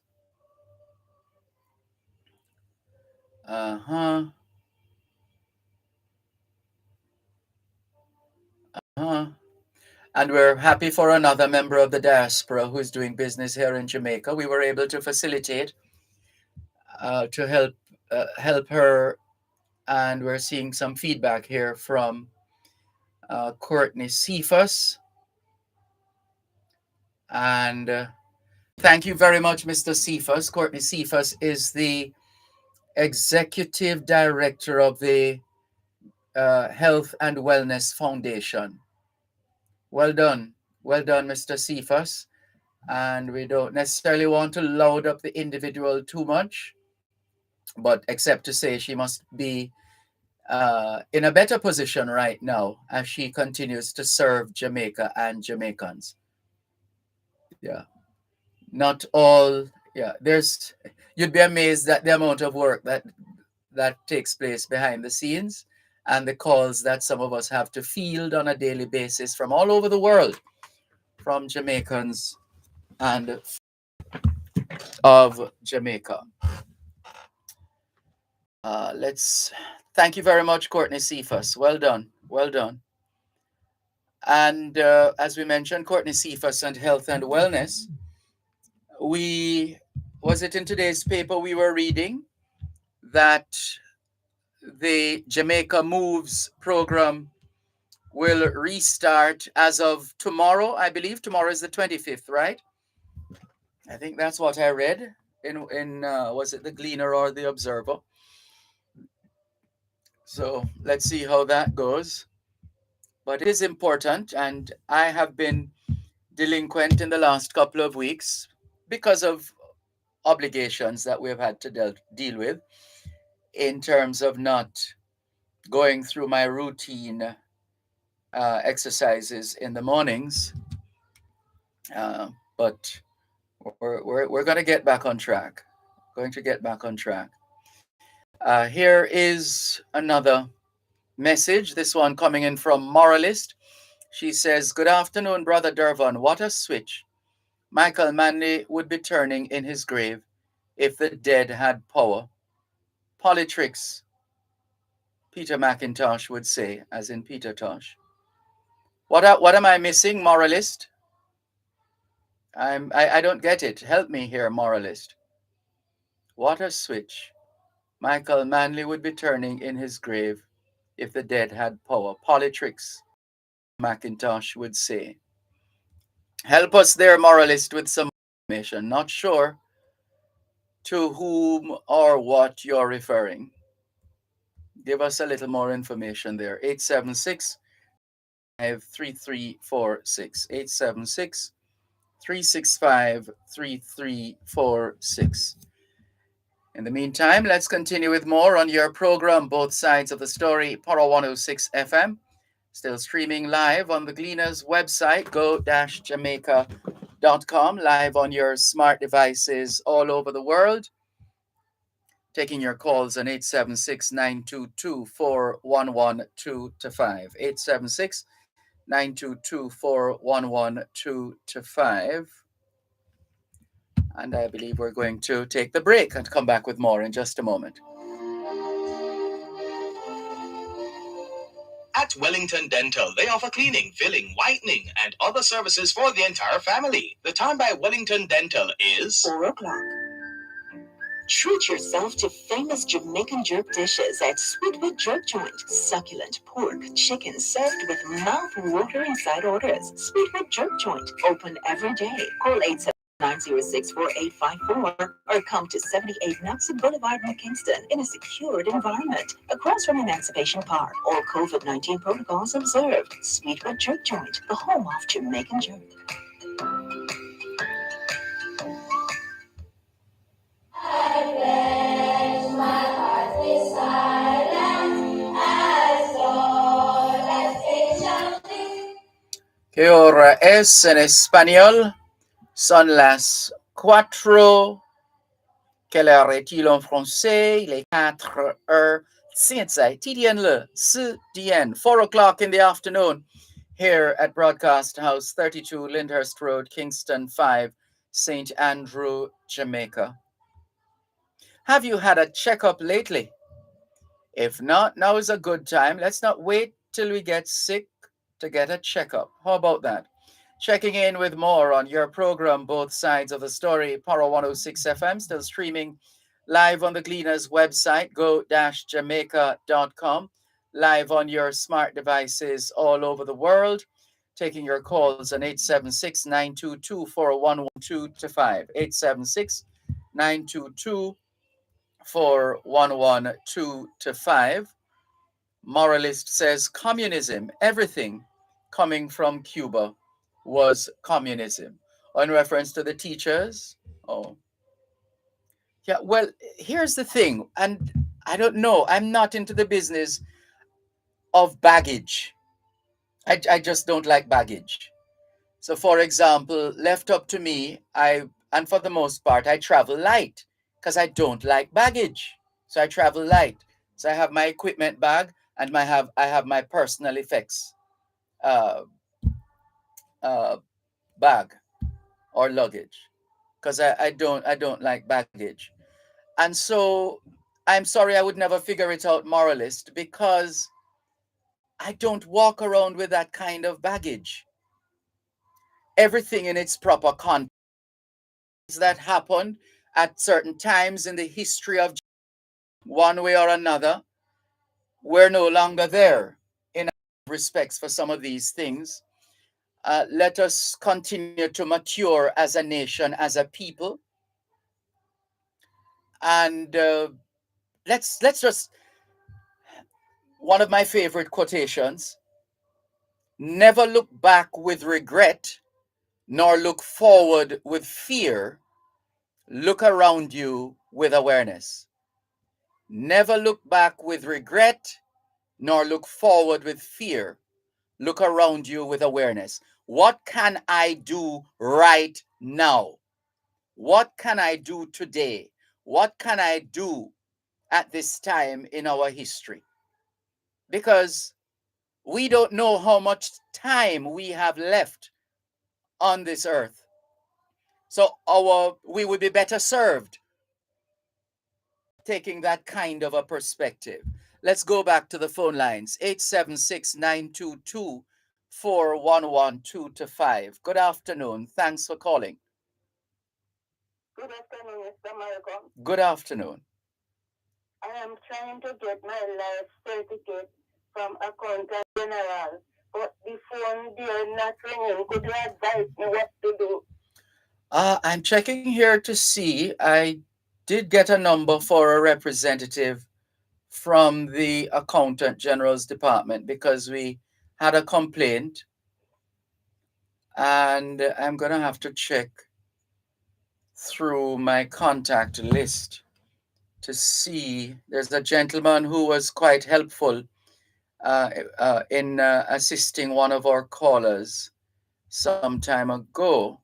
So I will have to, I'm going to ask you, please, if you can leave your name and number off air with the program assistant on duty, and we'll see if we can retrieve the number for the representative from the office of the accountant general. They were quite helpful the last time. The gentleman's name escapes me right now, but but uh, but we will follow up. So can you hold the line, please? Hold on. Let's take your details off air. Trying to remember the gentleman's name. This people think this job is easy, you know. Oh boy.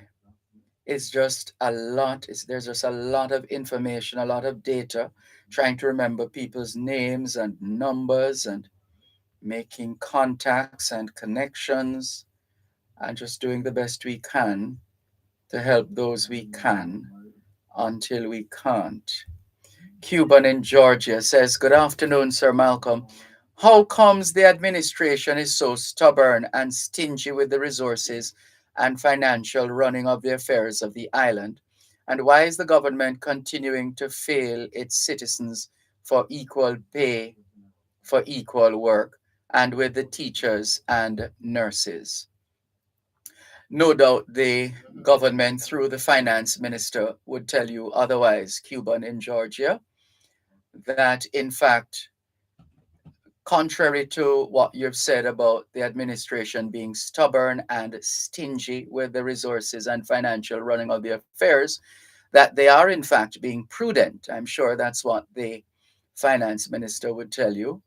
And with respect to why is the government continuing to fail its citizens for equal pay for equal work, they will argue that they're doing the best that they can, and that they have to stay within the confines of the of the fiscal measures agreed on by both sides as far as running this country is concerned.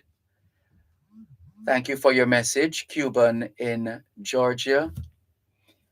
And to the caller, thank you for leaving the information. We're going to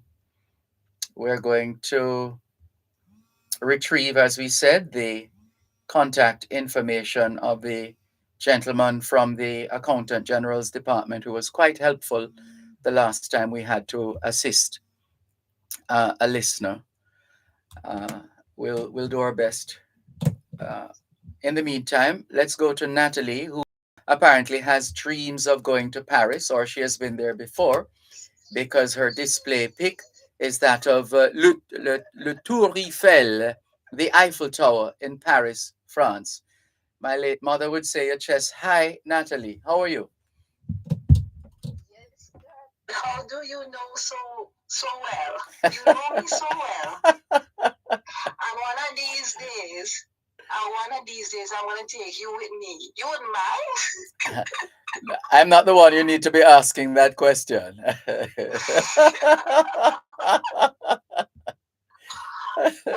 We would make a perfect pair. I hear you.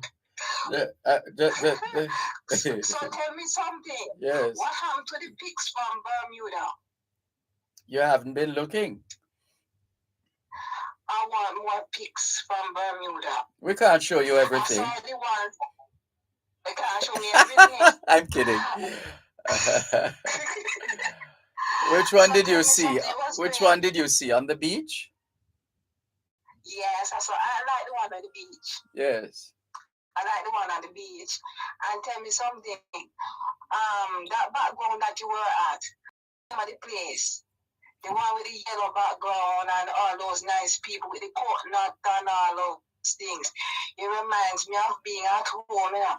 Oh, that was at Jamaican Grill at 30 Court Street in downtown Hamilton, Bermuda. That's what. Yes, Jamaican Grill. Okay. Mm-hmm. Okay. So when are you going to travel again? I don't like it. You don't like traveling? And you want to go to Paris? Well, Africa is on the table right now, but I'm not sure. There are some things that need to be done, but Africa is on the table. I never said Africa, Dervan. I said, when are you traveling again? And that's why I'm telling you, Africa is on the table. That's supposed to be the next stop, apparently, the continent of Africa, more precisely Ghana. But we have to make sure that certain things are in place. Yeah, that's the end of. It's scheduled for the end of September, somewhere around there. But we'll see. We haven't signed off on that yet. Mm-hmm. That is fine though, because when you're talking about over that side of the world, it's not 2 days you have to travel from by air or one full day. I've never traveled to the continent, so I don't know. Okay. I think it's 1 full day. Yeah. Well, I guess you have to take a lot of care and get a lot of sleep, drink a lot of water. Well, that part is easy because from I was a child, I've always been a lover of water, so I drink more water than anything else. Okay. Well, just take care. You take care. I'm sending a lot of pics. I will want more of the crowd on YouTube and on Facebook and all that stuff. I hear you. Yeah, because when you were at, where was it? Not Bermuda, the place before Bermuda. We tried to get through to you because we weren't seeing you or anything like that. We was just hearing on the app. Because I tuned into one of those foreign apps and got the Power 106, and we were just hearing you on the radio and stuff, and I was wondering what's going on, and then you say you was going to go on YouTube, and yeah, I saw you on YouTube, and it was fair enough, but in Bermuda now we weren't getting any like that. Really? We wasn't getting any sound on Facebook, and we weren't getting any sound on YouTube, so as far as I know, well, I don't know. I'm sorry if that's what you experienced, but as far as I'm aware, we were up and running in Bermuda. We were at Fish and Things first of all. That went well. We were doing both Facebook Live and YouTube as we're doing now. We did the same thing at the Jamaican Grill on Saturday. So yeah, and the Jamaican Grill was alright, but it was the first part of it. We're seeing your mouth moving and stuff, but we weren't hearing anything. That's because we have a new system now. We have a microphone that connects to the laptop, and there's a button with a red light that we can press to mute. If, for example, I want to have a conversation with a program assistant on duty and I don't want Natalie Winter to hear, I press that mute button. So that's the new feature. What I have to now do is to remember to unmute each time I mute. Right. So that's the situation. Haven't you noticed the audio quality is much better now on your end when you watch and listen? The audio is better. Yeah, the audio is better. Yes, because we're constantly working to improve the quality. But we like to see you here in Jamaica. I love to see you when they are here in Jamaica. We can talk and we can reason and we can do all of that stuff. When you travel, it takes tuning and all that stuff. We like to see you here. We don't mind you traveling, but you know, we like to see you here and enjoy the vibes, hear from more Jamaicans and stuff. Well, we're here. Take full advantage. We're here now. Over to you. Okay. So what's your view on Taiwan and China and stuff? I put that in my YouTube post, but I wasn't paying attention. I didn't know if you read that thing, because, you know, I hear that here is hotting up now. Well, The next World War we're looking at? I have not sufficiently briefed myself to come to a conclusion on that situation. When I have, I'll let you know. Anything really going on with Russia and Ukraine? Everything died down, money and everything going on to Ukraine and stuff. We don't hear anything. That means you weren't listening to us. That means you weren't listening to us earlier on, because we did give a Ukraine update. One moment, please. Okay. You're listening to Power 106 FM. The time is now 4:15. It's riveting, thought-provoking, and interesting. It's the morning agenda on Power 106 FM. Weekdays, 7:15 to 9 a.m. Join Jody and Quarry on Mondays and Tuesdays, and Sanjay Lewis on Wednesdays and Thursdays, while they alternate on Fridays, as they set your agenda and break down the issues, and keep you informed on what matters to you most. It's the morning agenda on Power 106 FM. Weekdays, 7:15 to 9 a.m. only on Power 106 FM.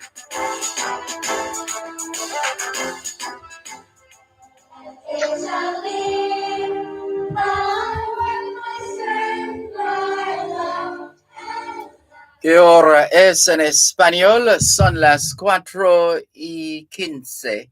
Quelle heure est-il en français? Il est 4h15. 现在几点了？4点15分。15, well, it's now 16 minutes past 4 o'clock in the afternoon here at Broadcast House, 32 Lyndhurst Road, Kingston 5, St. Andrew, Jamaica. Have you done your homework yet? Yes, young people, we're getting close to that time where my late mother would say free paper bun in terms of the summer holidays. Time to get back to school pretty soon, in another week and a half or so.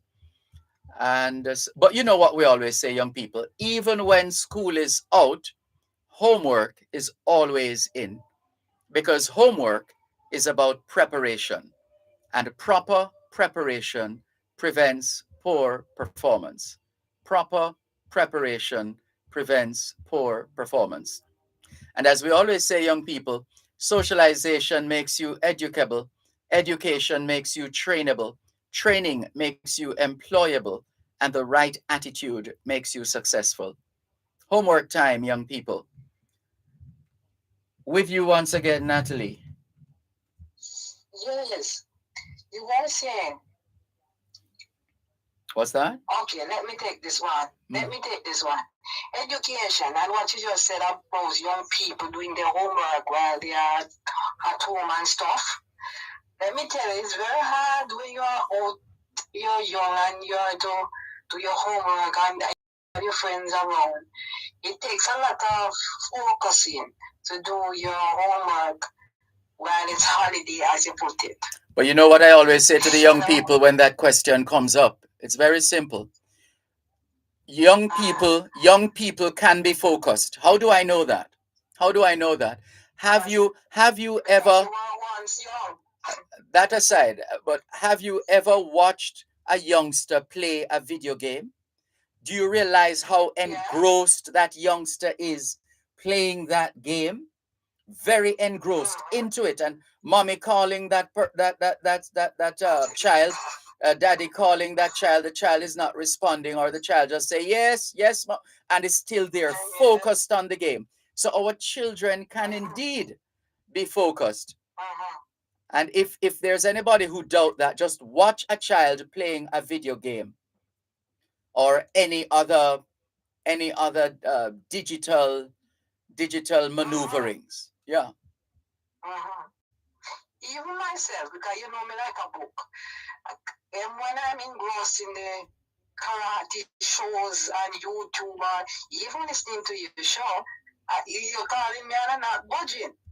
So, it's kind of, I'm glad that, the summer soon up and everybody will be back to school and who used to be back at work will be back at work and you'll be able to see your friends and stuff. But, it goes, you're going to miss the kids and you're going to miss your time. But, the parents have the free time and you have the time to enjoy yourself. Who going to school in September will be back. Those going to commercial school will be back in October. So you know what the drill goes and all that stuff. But same old. From I've been going to school years ago and still can. You hear people talking about education, that. The funding is one thing, the infrastructure that the government will put in and all that stuff. But you know what I think? If parents put real planning in the preparation of putting their children education first, you don't have so many people lining up at ministry begging handouts and all those stuff.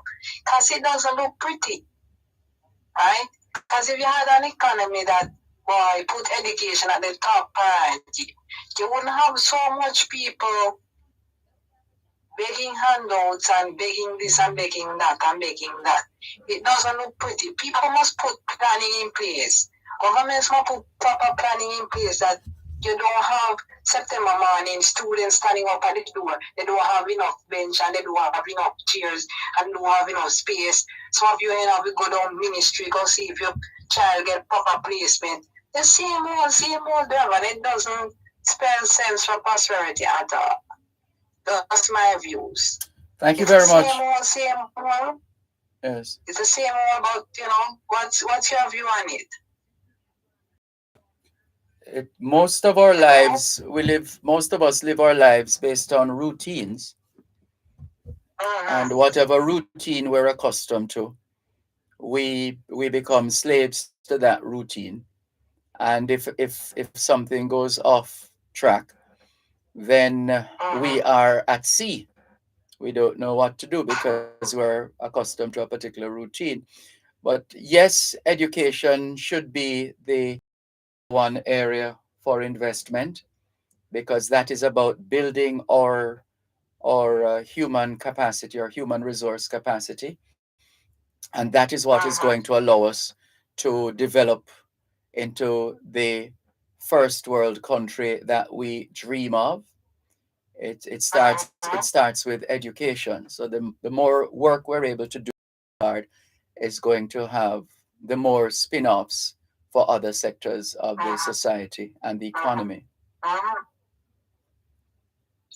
I was very impressed. But bear in mind though that we will always have the poor and the vulnerable to deal with, and the important thing is to ideally we want to develop the economy in such a way that that a greater level of independence on the part of every citizen in this country. Yes, you're totally right. But financial independence is really the true independence. But there are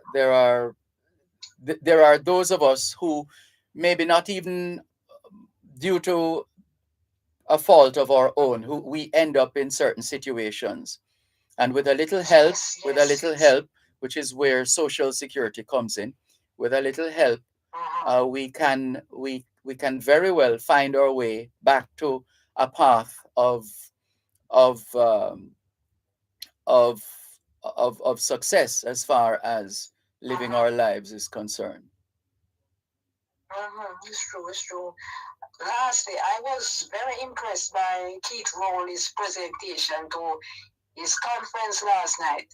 Man, I think when I was listening to him, I thought he was in Jamaica. The similar problems that Jamaica have, crime, infrastructure problems. We have it here. And I was surprised. So you see, all over the Caribbean region, we need to look at the areas of crime, education, and all that stuff. Because trust me, we are one big Caribbean region. Yes. So when I hear from you, I safe travel, and I hope that everything goes well. Thank you very much for the call. All the best. All right. Take care. Bye bye.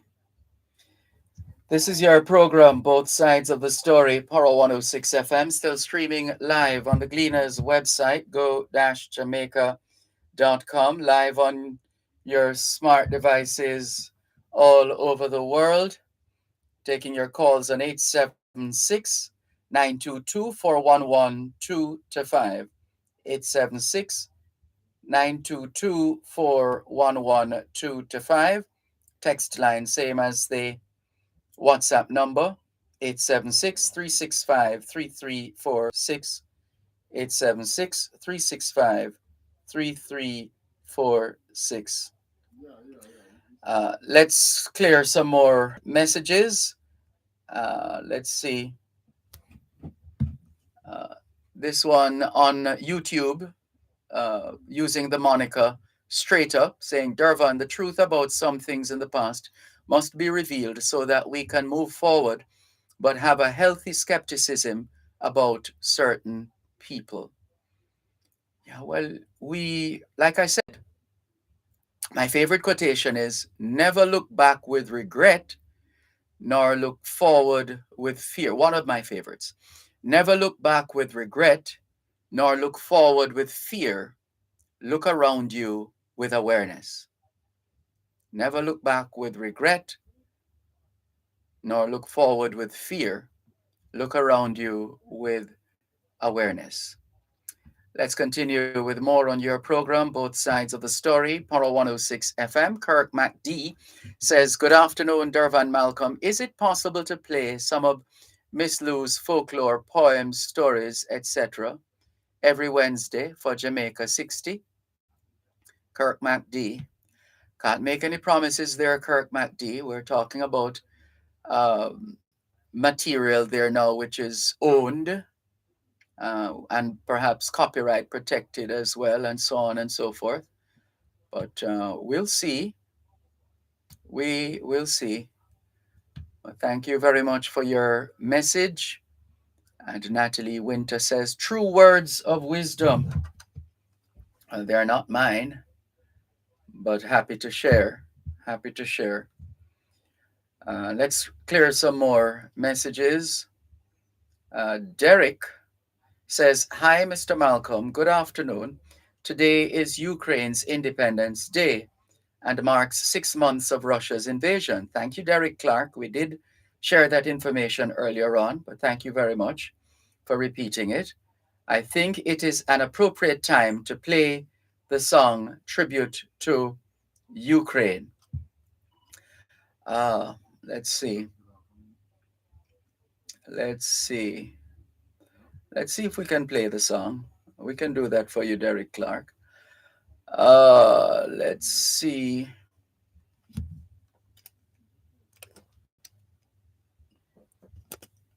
Let's see if we can play. So this is Derek Clark's song in tribute to Ukraine. And today being Independence Day in Ukraine, he just messaged us to ask if we could play the song on this Independence Day in Ukraine. In just a moment. All right. Let's see if we can bring this up. Hold on. We should have it here somewhere. Should be. I think this is it. Yes, I think this is it. Yes. All right. I think we have found it. So we're going to bring it up. So this is a song by a Jamaican who traveled all the way from, what was it, Hanover, to meet us at the at the St. Anne's Bay Parish Library to tell us about this song that he prepared to speak about the Ukraine situation. Let's listen.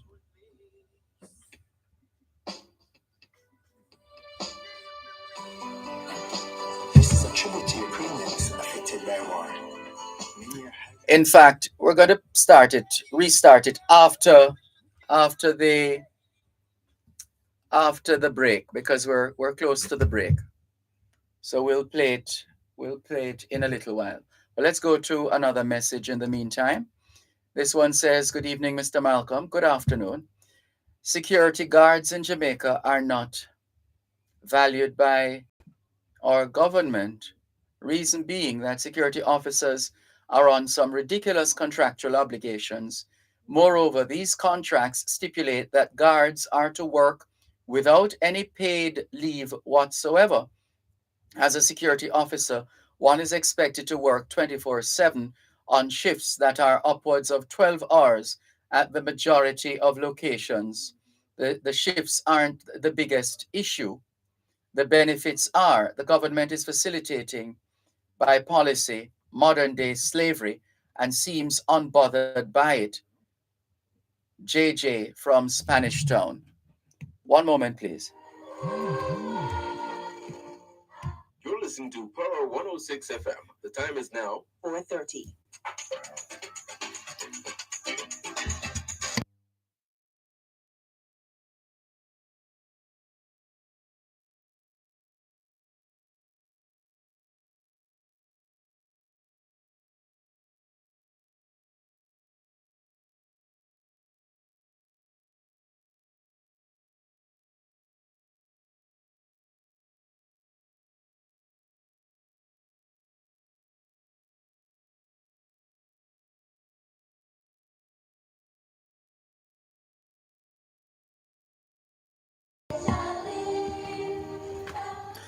¿Qué hora es en español?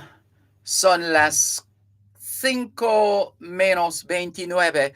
Quelle heure est-il en français? Les 5h moins 29. Tiensei, Tidian Wu Dian Cha Ar Shi Jiao Fen. 29 minutes to 5 o'clock in the afternoon here at Broadcast House, 32 Lyndhurst Road, Kingston 5, St. Andrew, Jamaica. Do you know where your children are? Are they where they're supposed to be? Doing what they're supposed to be doing? It's a good time to check up on the children. A good time for us to continue with more on your program, Both Sides of the Story, Poro 106 FM. Still streaming live on the Gleaners website, go-jamaica.com. Derek Clark messaged us, as we shared with you earlier on. He put together a tribute to the people of Ukraine, and he messaged us a short while ago asking if we could play his song on this independence in Ukraine. Let's listen.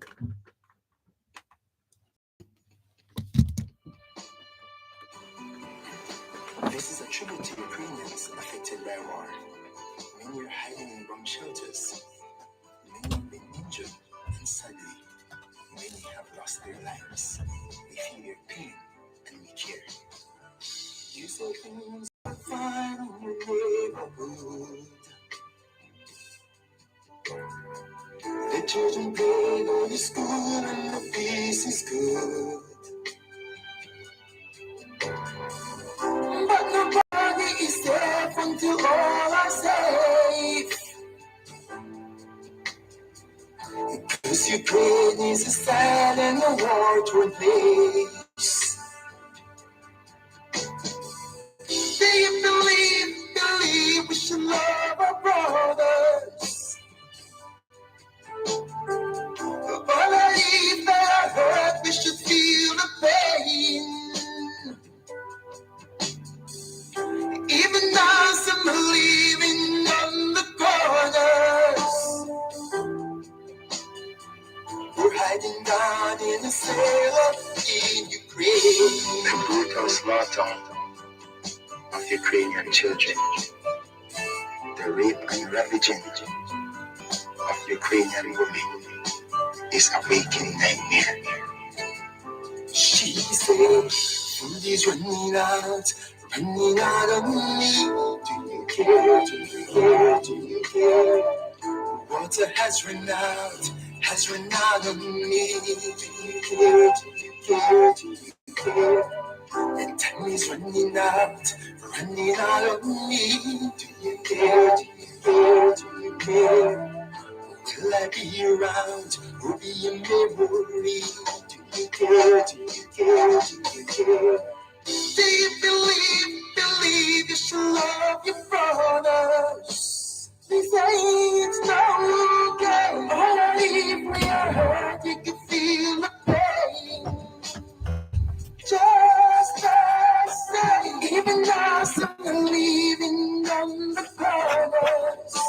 Speak out, hiding down in the cellar in Ukraine.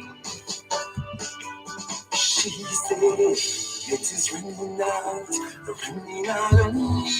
Do you care? Do you care? Do you care? Your will has run out on me. Do you care? Do you care? Do you care? The time is running out on me. Do you care? Do you care? Do you care? Will I be around or be in memory? Do you care? Do you care? Do you care? Do you believe you should love your brothers? We say it's not okay, but if we are hurt, you can feel the pain. Just the same, even now, some believing on the corners. Seek and hiding down in the cellar in Ukraine. Do you believe we should love our brothers? They say it's not okay, but if they are hurt, we should feel the pain. Just as they, even now, some living in the shelters. Speak and wait. This song is a tribute to Ukraine. Even though some living in the shelters. This song is a tribute to Ukraine.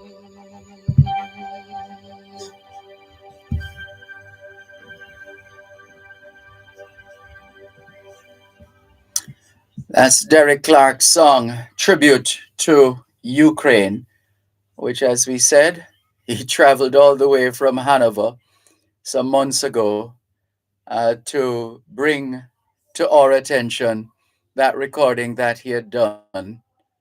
And we played it some time ago. And today, being Independence Day in Ukraine, he suggested that we play it again.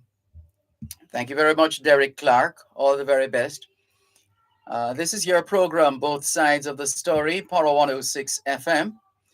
To the message from JJ in Spanish Town, the situation with security guards in this country has been like this for a very long time.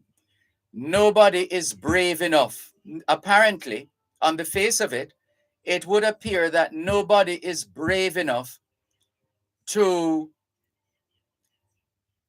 see to the needs of the security guards, brave enough to speak up for the security guards, apparently. Because it's been this way for a long time. Where are the trade unionists? Do we still have trade unions in Jamaica? Where are the activists, the human rights activists? Somebody needs to take that bull by the horn. Somebody. It's been like this for a very, I can remember way back when and nobody has been paying on the face of it up to this point. We get the impression that even if there are those who have tried, they perhaps didn't try hard enough, or for some reason were turned off from helping. I don't know what it is, but we have been treating the security guards as if they have, back in the day when people had leprosy. I don't know what it is. If there's anybody out there who knows what it is, please let us know. Please share. But nobody wants to touch the security guards and their issues. Nobody wants to touch it. Whatever happened to the what's the name of that body? Well, security guards, I don't know. I think part of the issue is it seems there would have to be some fundamental change legislatively on the face of it for anything to be done, some kind of legislation. Other than that, what you're going to have is the backing and forthing between the association for those who operate security guard firms or security related businesses and and the security guards themselves. But it really it's been going on forever. Why is there a reluctance on the part of so many people to touch the security guards, to speak up for the security guards, to advocate, to agitate, to make representation? Nobody wants to touch the security guards. It's an issue that has been with us forever. Oh boy. Let's see. Here's another message. Crocs in Black River says, greetings. Greetings, Crocs. Let me turn up the light on this phone. Greetings. As a teenager in the 70s, I remember when the PSOJ was formed, and it was believed then that its sole purpose was to oppose the Manley government. I remember the hostility toward the government, the hoarding and dumping of every essential item, which suddenly reappeared the day after Edward Seaga won the 1980 election. Mr. Cousins' statement may have been politically incorrect and offensive to some, but the truth may cause offense, but it is never a crime. Time for someone to have the courage to speak the truth, no matter the cost, especially the sycophantic media that is operating today. This is the same media you depend on, Crocs. You are dependent on us to get your message out there, yet you continue with the tongue-in-cheek dropping of words in your messages, Crocs in Black River. But because we don't carry belly for people, Crocs in Black River, we have never held it against you. As my late mother would say, we're not carrying a belly for nobody, right? And we also know that the jailer and the jailed are both in jail. So, Crocs, get off it. It's neither here nor there. Media will do what media have always done. That's not going to change anytime soon. Jamaica is, I believe, number 3 in the world, the last time I checked. And we don't have uh, a perfect uh, media, but the fact of the matter is that the media, members of the media, are free to do their work, unlike in some other countries. And there are some who do some very good work. There are others who, well, there or thereabout. But get off it now, Crocs in Black River. It's becoming a bit nauseating now because it just doesn't make any sense. It's like and it goes not only for you, Crocs, but all the times that I've said it. I said it when Portia Simpson Miller was prime minister, when she used to talk about they criticize and so on and so forth. And I've always said the same thing when Bruce Golding was prime minister, when Barack Obama was president, and he kept referencing Fox News and Fox and Fox and Fox. And I'm saying the media will always do what the media have always done. You just get on with the work. You are prime minister, you are president. Serve the people. That's why you have been put in a position. Serve the people. And so I don't know what Crocs is talking about when he speaks about. He constantly does it. It's, what the children, I don't know. I don't think it's hip anymore. What the children used to say, boring, boring. We can do much better than this. But anyway, uh, with respect to the politician, Mr. Cousins, I don't even know what he looks like, quite frankly. I don't know who he is. He he is he is doing what so many politicians have done and continue to do. Because one moment, please. You're listening to Power 106 FM. The time is now 4:45. Gen Zers, we're back. Gen Z returns with a new look, fresh faces, hot topics, and a whole new vibe. We're talking finance, dating, dancehall. You think it? We discuss it. You don't want to miss it. So join us Saturdays at 10 a.m. on Power 106 FM and 6:30 p.m. on TVJ. Gen Z, a show for the youths, by the youths.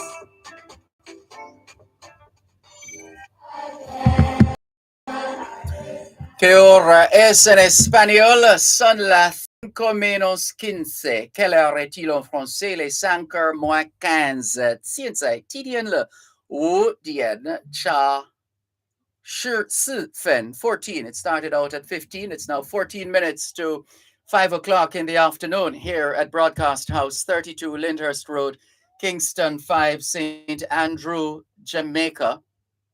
Good afternoon to all working Jamaicans tuned into both sides of the story here on Power 106 FM. It's a good time for us to ask ourselves, how productive have we been today? How productive have we been today? So let's go back. Where was I? Let's go back to making the point, right? So this person who is called Cousins, it's if you listen to this program often enough, you will hear us saying that, well, first of all, that man must be protected from himself. Left to himself, man is perhaps the most destructive creature on the face of the earth. That's one. Number two, you've often heard us quoting former Prime Minister P.J. Patterson. It was on TV for everybody to see and hear on primetime news some years ago, during the time when there was one of those leadership battles. And the then Prime Minister P.J. Patterson was speaking at a function. And he said, when you occupy certain positions, whether you are a member of parliament, a prime minister, an opposition leader, a Bank of Jamaica governor, when you occupy certain positions, you give up freedom of speech. You are not free to just run your mouth as if you're in a rum bar. Leave that for the rum bar. When you occupy certain positions, you give up freedom of speech. When you occupy certain positions, you give up freedom of speech. You are not free to just run your mouth. And then supporters on both sides, they do it. If it suits them, they play it up. If it doesn't suit them, they play it down. There's a level of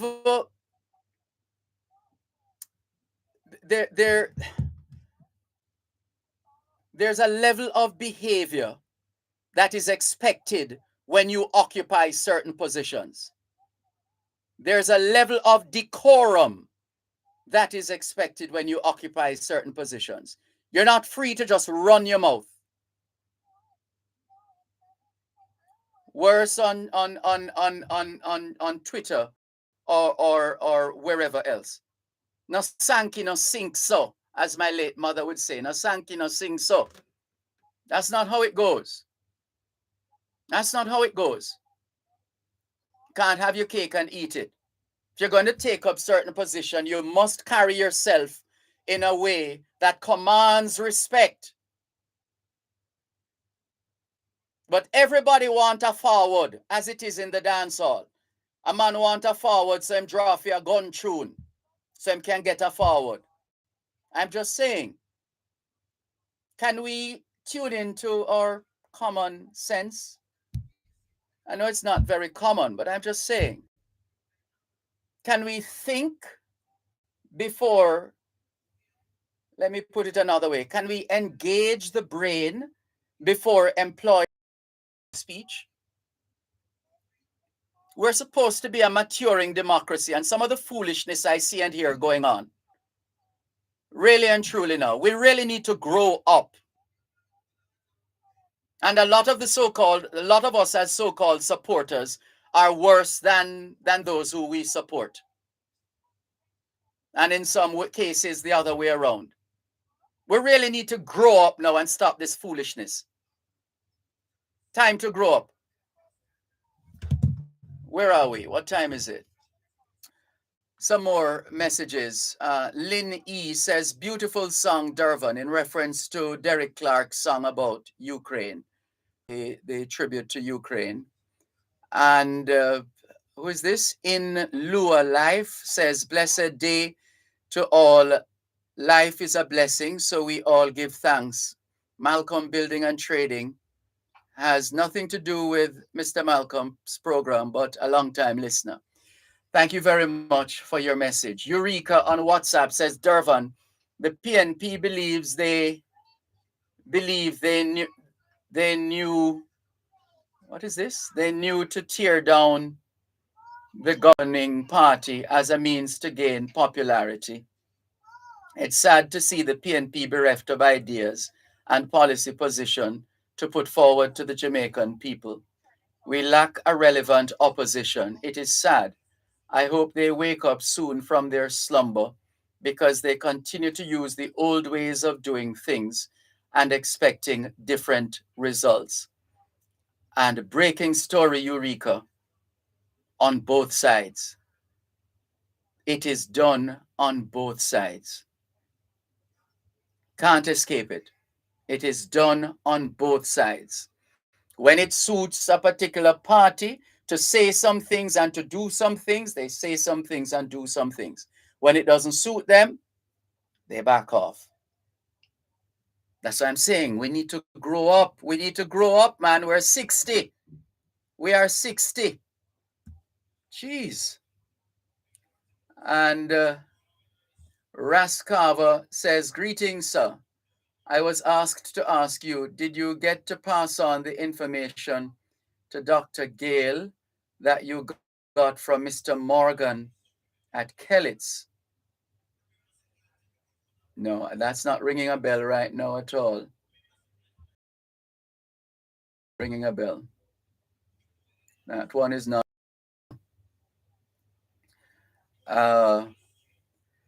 Crocs in Black River says, Dervan, I hope you do not find it boring if I ask you what you think about the Prime Minister continually calling his critics bad mind.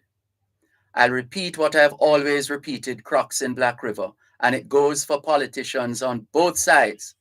Former Prime Minister, the Most Honorable P.J. Patterson, said, when you occupy certain positions, you give up freedom of speech. You're not free to run your mouth as if you're in a rum bar. When you occupy certain positions, you give up freedom of speech. You are not free to say anything just about anything that comes to your mouth. And with respect to our leaders, there is only one way to lead, and that is by example. And with respect to our people, if we are dissatisfied with those who are supposed to represent us, whether as councillors, MPs, ministers, prime minister, opposition leader,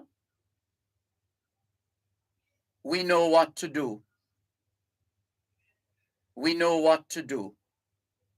So nobody needs to tell anybody what to do. Let's move on. David Crossburn is on the WhatsApp line, which is the same as the text line. Hello, good afternoon. Thanks for calling. Yeah, good afternoon. Welcome back, man. I enjoyed your stay in Florida. Thank you very much. Good to be back. Yes, and I look forward to listening to you from Ghana. That's supposed to be an exciting trip. Don't talk about it much yet because it's still in the infancy stage, but we'll see. We'll see if it works out. Well, it's just for you to water it and let it grow, you know. If it has to go from infancy to actualization. If only it was that easy. But let's see. There are some Jamaicans behind the scenes working on that. Indeed. Yes. And then we have some good links in that you have to build on whenever you get to that side. You know, don't forget Congo.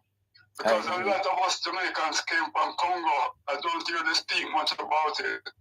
But I'm going to send you a page of a book about the Congolese in Jamaica and how they were very special and hard.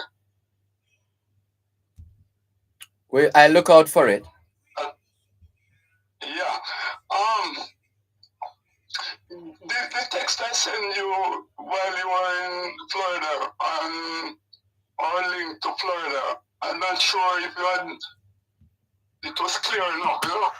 But what I was simply saying is that there's that battle in Havana, the Battle of Havana, with that one of our slaves from Jamaica fought in battle and won Havana from Spain. So Spain exchanged Havana took Havana from Spain, and Spain exchanged that for Florida with England. Oh. Indeed. If you look at the JS book, the profile on Jamaica, there's a parish book, the St. James Parish Profile. You can just read that and you'll see where at that instance of the battle, they were celebrating it in Jamaica. They earned when they won the battle in Havana. So a huge celebration in Montego Bay. And one of the persons who were celebrating, they got shot accidentally. And there's a monument in Montego Bay as well, marking that victory. I didn't realize that. Yeah, it's in the parish profile, the small parish profile book that the GIS. I have a few of those. I remember purchasing a collection of those booklets and books from GIS some time ago. I need to check my library to see if the book you're referring to is one of those that I got some years ago from GIS. Yeah, they start producing them now, but that's what I'm saying. Some years ago, it almost was like like some kind of a sale, just selling out those items that they had. All right, we're almost out of time though, but go ahead. Yeah, it's in the parish profile. Right. So you can on St. James parish profile. Yeah. So all the very best and keep strong. Thank you. And continue to be strong. Thank you very much. Thanks for the call. Take care. Yes. Bye-bye.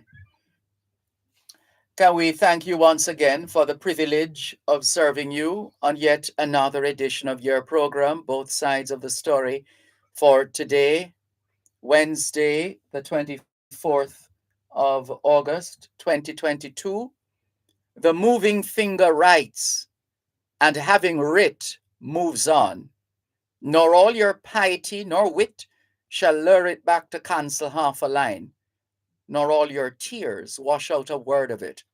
All things being well, Both Sides of the Story returns tomorrow afternoon, 2 to 5. Till then, this is Dervan Malcolm reminding all of us that every day is an opportunity to do better than yesterday. Take care.